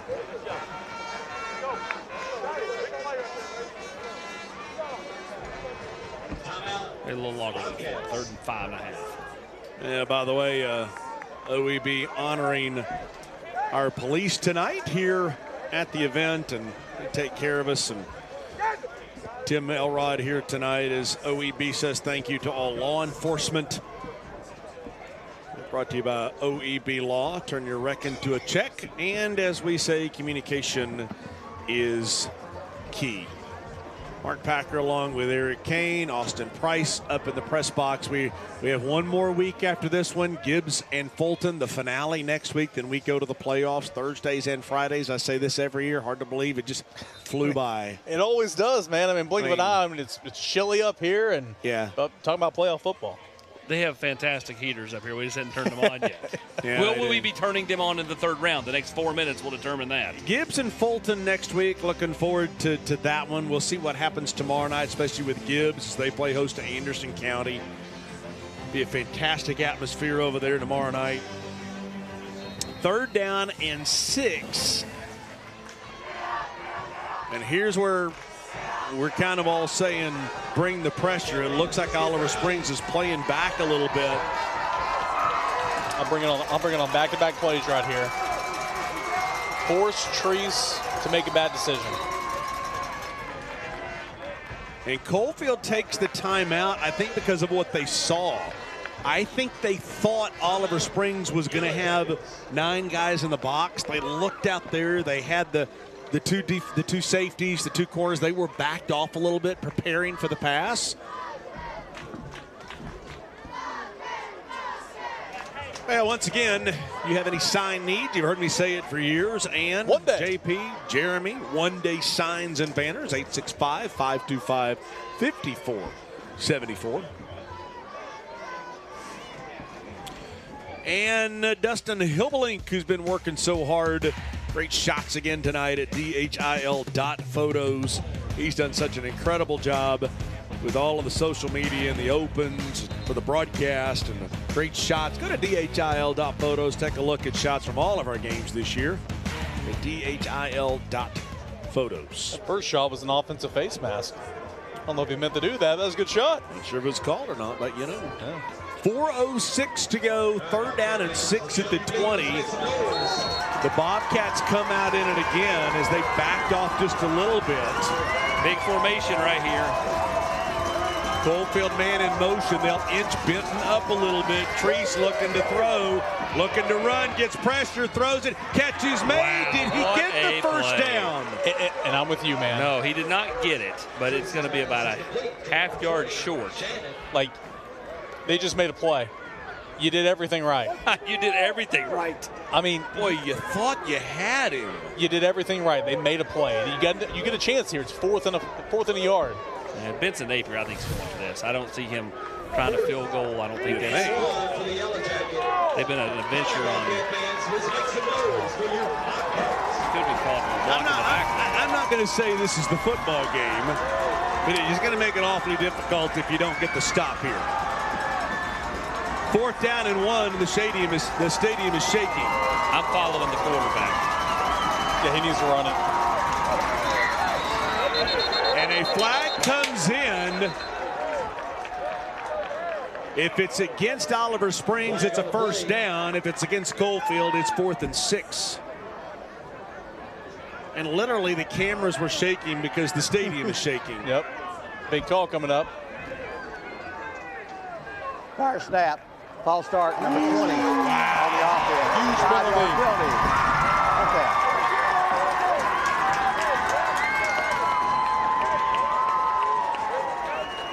You sending everybody? Yes. Yes. Yes. If you get beat, you get beat. I'm not letting him have 20 seconds back there. 12th penalty of the game on Coalfield. 88 yards. Yeah, this is a 1A game, by the way. You look at the crowd here tonight. I mean, you got a house right over here beyond, just past the visitor sideline. They got people on the front porch. That's awesome. Yeah. And they got the game on TV. Yeah, that is so cool. It's great stuff right there. Yeah, what a great place for a football game.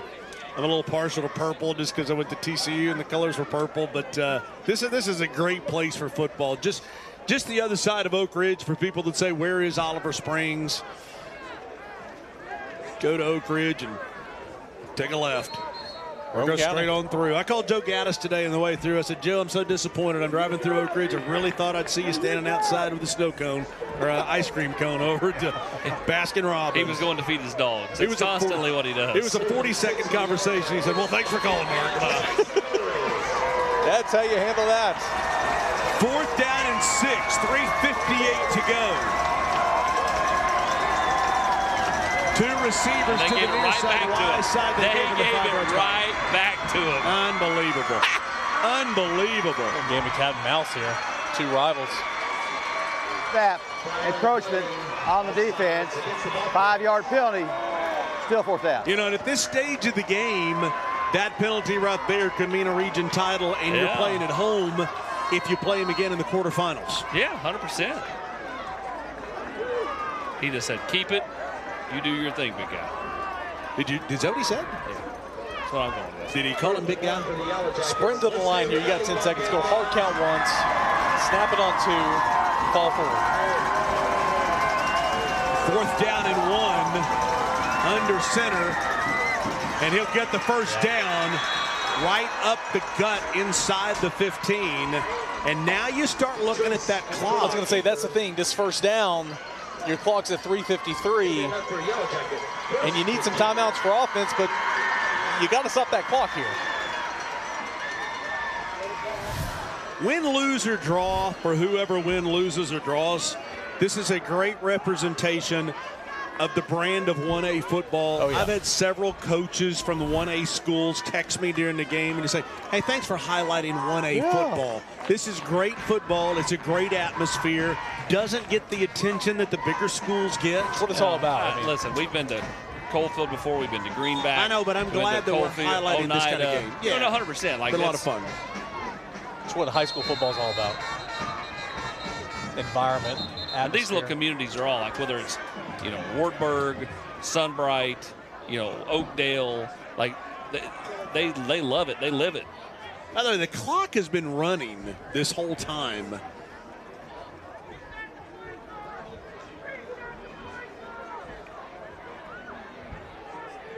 And now if they start it again, the clock will run under 3 minutes. And the clock runs, so Coalfield will just watch it again. I mean, they literally are running off a full minute of time between plays.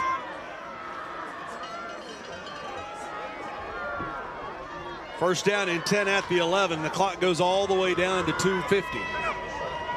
Treese will hand off up the middle. The Bobcats will finally make the tackle, and Tyler Harper kind of bends over like we got to make that tackle earlier. Yeah, I thought he was tackled 3 yards before. He gets out of it, man. He got out of it somehow. I'm not sure how, but he got out of it. Well, you're well into the D1 red zone, down at the 5 after a gain of 6, 2nd down and 4. And well, I hate to keep going back to Austin's point that he made about had you gone for 2, you almost would think here for a second, boy, if we let him score the touchdown and we're down 8, we'd still have a chance. Yeah. Well, and again, it's going to boil down to, does Coalfield make the extra point? It's been a thrill a minute tonight. They missed a couple.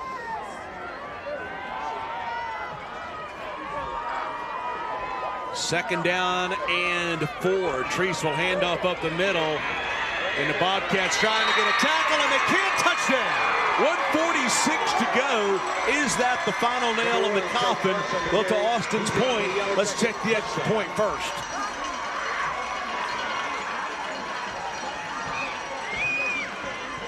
It's 33-25. 8-point game with 1:46 to go.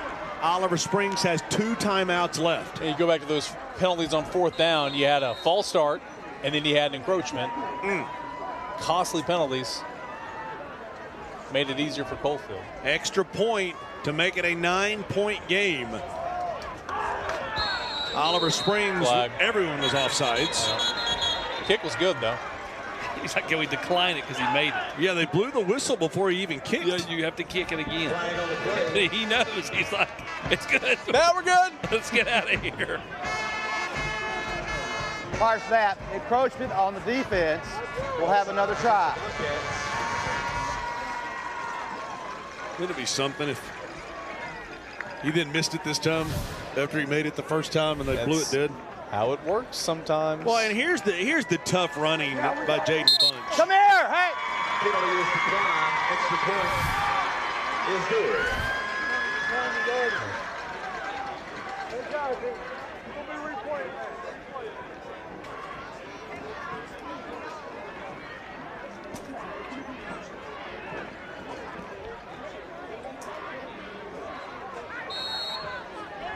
And both teams getting lined up for the re-kick.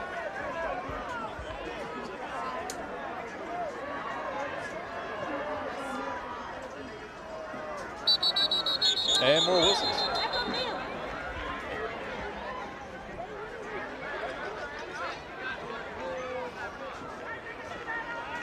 Flag on the play.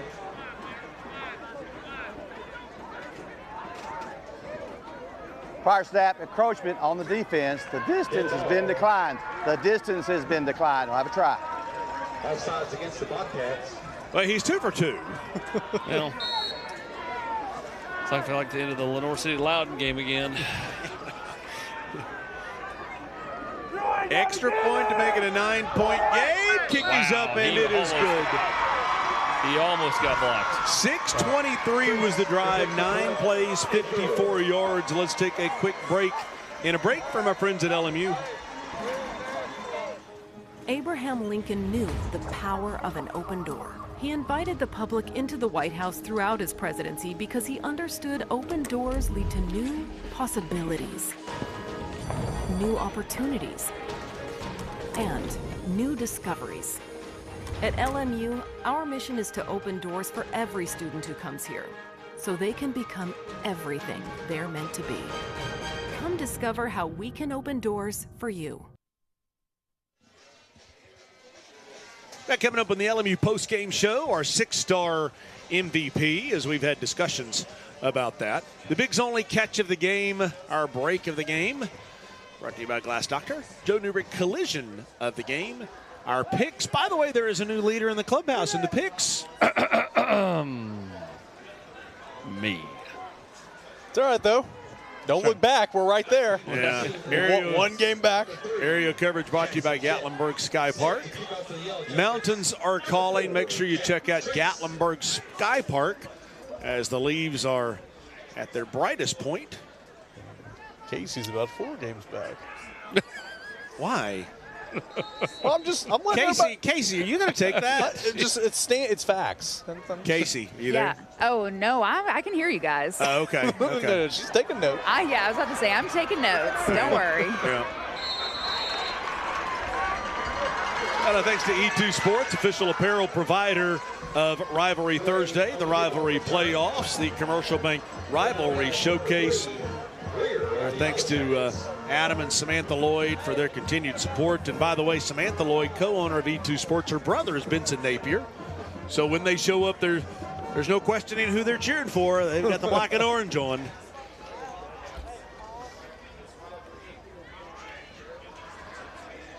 Austin, I don't ever kind of stick with giving you credit because it comes back to haunt me.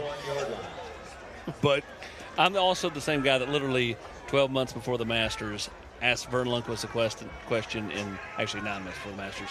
Rick Russo and I were doing that. We asked Vern Lundquist a question about why first-time winners or why first-time participants struggle at the Masters before Scott Stallings went for the first time. So I always think ahead. Yeah. Don't separate your shoulder, pat yourself on the back over there. You always got to think ahead, back. We can acknowledge that he made a good point. We just don't have to keep acknowledging it. Hey, I never brought it up No, again. I know. I didn't, because I didn't think about it at the time. Normally I think about those things. I just didn't think about it at the time. The reason I said it was because you hadn't stopped them the whole game. Yeah. And because of the way they kick off, you kept giving it to them at the midfield. Well, but to your point, imagine if the game's 34-26 right now, all of a sudden it's still a game. Of course, at the end of the day, they still had to get the 2-point try. Who knows if that happens? No question. No question. Yep. It's been a great football game. Great atmosphere, a lot of fun. You know, and like I said, you know, this was the game that I circled because I thought it'd just be a lot of fun. As he'll look to throw, and the catch is made on the sideline. Time now for the Glass Doctor break of the game. And the break of the game was the 4th down that Treese converts. And the break literally was the play before that, if you ask me, was the 5-second offsides penalty against Oliver Springs that led to that. Yeah, the offsides, making it. Nobody in the truck asked me, that's okay. Jordan Gray was the man who was down. He is up and Adam. Hey, listen, 1:23 to go. You know, you've practiced all your weird kickoffs tonight. So, I mean, if you score a touchdown, you practice these weird kickoffs. You might have a chance. I'm just saying there's a chance. Been close a couple of times. I'm still trying to figure out what they're doing here. They get the ball marked ahead of the markers. They say it's still 3rd down. The chains still haven't moved. Hey, listen, by the way, for OEB rivalry playoffs, you know, doing the Thursdays and Fridays, we've talked about if these guys played in the quarterfinal game, hey, right now, this is serious consideration as penalties going to go off against Oliver Springs. 3rd down. I would love to have these 2 teams again. Yeah, I think these 2 teams in a quarterfinal, I mean, we'll see what happens, but, you know, sign me up for that. Oh, for sure. Now, I mean, Harriman and Midway and some of those teams, Cosby, they'll have things to say about it. Rockwood, you never know. But if it presents itself. Knowing what kind of game we've had tonight, I wouldn't mind running it. Now, it'd be at Coalfield the next time unless Oliver Springs pulls off a comeback. Returning to the band room is CB45 wearing Spider-Man spandex on Halloween, who showed up in the band room because he was cold. That is a game that's muddy. 3rd down and 10. Throws across the middle and had a receiver streaking. And if he just lays off a little bit, William Eddings might still be running. And 10 for the Bobcats.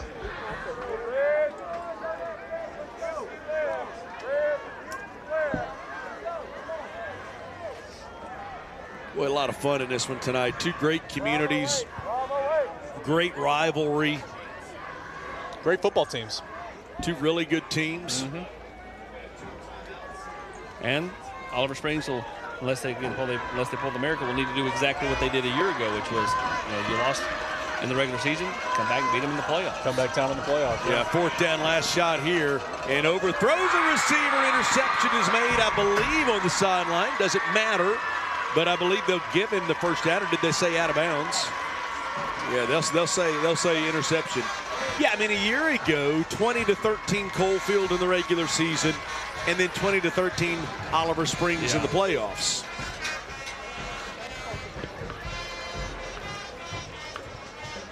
The Bigs Only catch of the game as the opportunity presents itself. Brought to you by Bigs Only.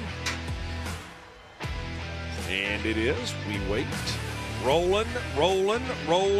Looking back. Rolling. Doink, kadunk, and kadunk. Catch. Scan the QR code on your screen. It's not a QVC code. Brought to you by Bigs Only. And check out all the apparel and the merchandise that they have at Bigs Only. Man is down for Coalfield. Austin and I have kicked Eric out of the booth as he's made his way down to the sideline. Just one game left, Gibbs and Fulton. I think, once again, tomorrow night it'll be interesting to see what happens in 5A, because as you look at, kind of looks like Powell and West maybe, but West goes over to Halls tomorrow. And Brent Hughes and Halls are saying, hang on now. Yeah, I mean, they still have something to play for. Now, they did not beat Powell, but they could, still be the 2 seed if they can somehow. Well, that's what I'm saying. Yeah. I mean, Halls is at 6-2, West is at 5-3. Yeah. Different level of competition. I understand your losses were in double overtime to Bearden. Then you lost to Maryland Alcoa, so I get that. But at the same time, I mean, West goes over to Halls, and I think Halls believes they can win. Absolutely, and you have to. It's just like Gibbs and Anderson County. Anderson County traditionally has had Gibbs's number, but guess what? Half of winning this type of game is believing you can win and not getting down the first time Anderson County punches you in the mouth. You believe Gibbs believes they can win? I do believe that. You're talking to Brad Turner, it certainly feels like this team, because their quarterback has such a confidence about him, it's just different. Now, will they win? I don't know, but I do think they believe going in they can win. Heritage with the quarterback back, went over to Lenore City. It was a surprising game last week, I think, for both teams. It was 35-0 out of the jump. Yeah, I mean, Ossavet's team, he says, is a different team with the quarterback back. Yeah, I do think it changes how they play, and we hope, big 53 there for Coalfield is going to be okay. Yeah, take a look at the 1A poll, by the way. We talk about back to these two teams. McKenzie, #1, undefeated. Oliver Springs and Coalfield right there at 2-3. South Pitt, they came in here and lost to Oliver Springs 27-7. You kind of look at it and say, if it goes chalk, if you will, Oliver Springs and Coalfield would play in the quarterfinal, and then the winner of that might play South Pitt. What you see there is 2, 3, 4 are all East Tennessee, and then 1, 6, and 7 through 9 or 1, 5, 6, 7, 8, 9, 10 are all West Tennessee. Yeah, false start on the offense. 5-yard field. First down. I'll tell you a semifinal that might be interesting that we look at is if you had Coalfield or Oliver Springs, that's South Pitt. Yeah. I mean, that'd be a lot of fun. Would be. South Pitt's a younger football team, but they'll be better. You always love to say freshmen aren't freshmen anymore by the time you get to late in the year. And some of those young kids will have had plenty of opportunity. But I want to say a thank you to Chris Protzman, general manager at Fox and WKNX, the Knox. It's been incredible to work with. We made the switch over here to the Knox this past year. The signal, thanks to WATE and helping with transmission and partnering up. We've got a kind of a 3-way partnership there.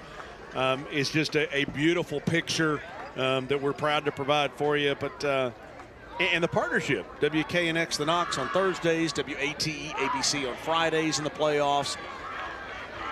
Be a fun 3.5, 4 weeks there, as we've got a lot of playoffs for you.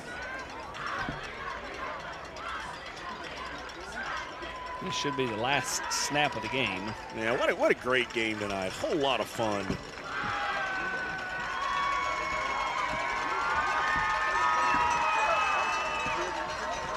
Treese will take a knee, and that will do it. 34-25. It's Coalfield that gets the win. It's Coalfield that gets the region championship. And the road through the quarterfinals, the road goes just a few miles away from here, about 4.5 miles over at Coalfield. Just up the road. Everyone for coming out. It's a short little drive. Please drive safe on your way home. Harriman and Midway and Rockwood and Oliver Springs. Looks like somebody will have to make the trek up to Coalfield as Benson Napier congratulates his friends from the school up the road that he refuses to say the name if he's on broadcast. LMU postgame show is here. And, boy, a lot of fun tonight. We'll give Casey just a minute to Casey doesn't need a minute. She's quicker than a hiccup down there. Wow. No, we are ready down here. Okay, congratulations on the win tonight, Jaden. You had 2 touchdowns, 130 yards, over 130 yards. Just what does this game mean to you? It's a big game every year for all of us. You know, it's a big rivalry. We don't like them. They don't like us. Off the field, we may be cool, but once it gets between these white lines, we don't like each other. So it's a region championship. That's 5 in a row for us. Just big thanks to my coaches, my teammates, putting trust into me, letting it all happen. What's been the mindset behind this team all season? That we're going to work harder than anybody on the other side of the field. Your quarterback tonight was all over the field, taking hits. That's something he's known for. What does he mean to this team? He's a big part of the team. He's leader on our team, captain on our team. He's a senior. He's the best quarterback around here. We love him. We appreciate him so much, and big shout out to him. Going forward this season, how will this win help you guys as we're getting closer to the postseason? It's gonna put us out there. Everybody's gonna know what's coming. Like, we're not gonna back down. They know what's coming, and I think we just outwork anybody. All right, well, congratulations on the win tonight. Go celebrate with your team. Thank you. Yeah, what a tough kid. I mean, just the diminutive one. You know, he's not the biggest kid in the world, but what a heart. What a heart. And it's funny, Benson Napier goes, ask him, he's walking across the field, he goes, ask him if he's scared. You know, because I guess on Sunday he goes, you got somebody your eyes, you scared? You scared? And so like he's been challenging him all week, and he was challenged in the right kind of way. Joe Newbert collision of the game. You called for it. The truck finally, after 15.5 years, listened. Yeah, collided with the ground. You know, a nice sling down by 57 there for Coalfield, Kyle Wright. Well, the Buddies drive of the game, and this is when it was a smoking good deal, and it was a smoking good drive because it was in the second half when Coalfield was trying to get that knockout punch, and they got it, and they just matriculated down the field, whether it was Treese, whether it was Bunch. I mean, they just got it done. Yeah, they found a way to find pay dirt. You know, they pick up the 4th down and short, and then Bunch just kind of, you know, does just enough to get across and put this one out of reach. Well, we're going to work our way towards the picks. Here we are. Austin had a big week. Well, I mean, not really, but, you know, I had a bad week. So you were a game behind. You jumped ahead. Oh, I was 2 and 3. Yes, you were. Sorry. Yes, you were. Sorry, Casey. Did you just notice it? I mean, I didn't send the rundown out the other day. No, guys. Listen, I should always treat the mic as if it's hot, and I didn't just then. You but should. 2 and 3. I didn't realize that I at least got 2 of them. That's hilarious. At least got 2 of them. That's great. Well, that's good. Okay, so here we go. Pigeon Forge at Gatlinburg-Pittman. I'll go first this time. I'll take the Highlanders. I know that Scott Meadows would love to get the win and then maybe go to Kingston in the playoffs, but I think GP gets the win. Yeah, I agree. 2 weeks ago, I would have told you I'm taking Pigeon Forge in this game, but Pigeon Forge's hiccup last week at home on senior night to Austin East. Just can't get past it to pick them. I'm going to take GP. Eric. Yeah, everything you guys said. Give me Gatlinburg-Pittman. Thanks, Eric. Okay, Casey. Well, I mean, I was going to say the same things you guys said, so I'm just give me GP. Okay. All right, guys, GP across the board. There we go. All right, the analysis you only get right here with this team. Heritage and Central. This is an interesting one. I mean, because I would have said Central before Heritage did what they did a week ago, and you kind of start wondering those teams that peak at the right time. I don't think – sorry to cut you off. No, I was going to say Eric. I don't think if Heritage gets a lead – especially a 2-score lead, I don't think Central has enough punch offensively to kind of fight back in. So Heritage got its quarterback back. Give me Heritage. Casey. Yeah, same thing. I'm going with Heritage. Man. Ladies first. Go ahead. I just don't think Heritage can win a game like this. Okay, awesome. That put you up. No, I really don't. Don't pick the AP. A year ago, we did the game. They had a playoffs on the line. What happened? Yeah. They you know, I just. Don't pick me, AP. I'm taking Central. I'm taking Kevin Lane. I think that See, here's part of the Lenore City. Lenore City also had several key players out last week. Making excuses for your friend Ossavet. And nothing like throwing the friend under the bus that you see walking. That's making excuses for Scott Cummings. I'll take the Bobcats as well. Simple as that. We good? Okay, we're both taking the Bobcats. House divided. Okay. There we go. Silverdale at Grace. The Grace train seems to be rolling. This is a sneaky game. If you look at the comparative scores. You're not picking against your brothers. Oh, I'm not. I'm going to take Grace, but I think this is the stumble game. If you're going to stumble, you got the over the hump against Webb last week. You have Boyd next week, which is a team that played for a state title a year ago. I just think this is the trap game for Grace. Yeah. Hey, Eric and Casey, did y'all see what just happened? He talked so long that the guys in the truck finally started showing the guys taking their pads off at this game. That's how long he went. Eric. I mean, we should have picked how many carries Terrion's going to get. Is it going to be 50, over or under 50? True. I'll go under 25. I think they're going to throw for a bunch in this game. Give me Grace. Casey. Yeah, and I have a much shorter explanation as to who I'm picking. I'm like, Austin, I am going with Grace. I've been in the offensive meetings all week. Expected a lot of play action, a lot of. How many plays are you going to call in that game, Austin? I'll take Grace as 4. well. I think it sets up the game with Boyd Buchanan the next week. I think that'll be. I mean, what a game that's going to be, by the way. Okay, moving on down the list, guys. Anderson County at Gibbs. Casey, I'm going to let you start here. Ooh, this is going to be an exciting game. Yes. Oh, gosh. Okay, I think I'm going to go Anderson County after what we saw last week. I'm going Anderson County. I'll go next. I think we've just kind of maybe seen this movie before. I mean, we've seen it before. I think Anderson County is still right there with Greenville as the top 2 teams in 4A. I think Elizabethton and Gibbs, I think, are right there as those 2 seeds for a reason, but we'll see. I'll take Anderson County. What we're going to find out, Eric, is does Gibbs truly believe? I think the quarterback absolutely believes he's beating Anderson. You keep sounding like the Polar Express. But does the rest of the team believe? They've kind of been there. They've been through these battles with Anderson showing the County. teams again. Austin's going forever. No, I'm going to take Anderson County. I just that because of the sheer fact that Gibbs just hasn't performed in this game. Eric. But, I mean, what more can you do this year if you're Gibbs, right? I mean, they've done everything so well. They play 3 phases of football. Well, I'm a member of the Gibbs community very recently, so I'm going to have, for sale signs in my front yard if I pick against them. So give me the Eagles. Yeah. All right. Last game, Alcoa. I'm also trying to move up a game, too. This is great. Alcoa and Maryville. I'm going to take Maryville by 17 points. I really feel like that Maryville has gotten it back, and I feel like at the end of the night, Maryville is going to have won by 17 points. I just think Derek and his staff have done a great job. Nothing against – I can't get past the fact that Alcoa should have lost it at Bearden, and they've gotten it going.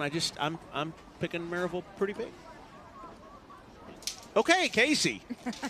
I don't think Maryville is going to win by 17 points. I actually think it's going to be a lot closer than that, but I do think Maryville is going to pull out the win. Okay, we lost audio there for just a second, but that's okay. I'm here. Can you hear me? Yeah. Oh, yeah. Give me Maryville. The sophomore quarterback, just a game breaker, right? I mean, really good player. I think Maryville literally looks like the Maryville of old that we're used to. So give me Maryville. Okay. Did Casey take Maryville, by the way? Casey took Maryville, yes. It's kind of like, Charlie Chan there for a minute. And okay, I'll make it a clean sweep. I don't think it's 17. I'm with Casey on that. I think it's a good football game. Give me Maryville by a touchdown. Okay. It was some of the greatest analysis, Casey, you've ever had there. I mean, sorry. I'm not really sure what happened. Okay, so here we go. Next Thursday, it's the final FCA Rivalry Thursday presented by Covenant Health Game of the Year, Gibbs and Fulton. That's a key game next week. The final one. Do you know something we don't? What's the final Rivalry Thursday Game of the Year? Am I fired? Okay, here we go. That's you've been replaced. That's next week. Hey, and then it's OEB Rivalry Playoffs. And we're looking forward to that as there'll be Thursdays and Fridays in the playoffs. Boy, what a win tonight for Coalfield as Coalfield comes over and gets the win tonight. 34-25, region champions. We'll see you next week over at Fulton. Hey, for Tim Petrie, Skip McMillan, Brian Seachlog, Brad Law, Chris Smith, everybody who makes this possible, thanks for making this part of your night. We'll see you next week over at Fulton.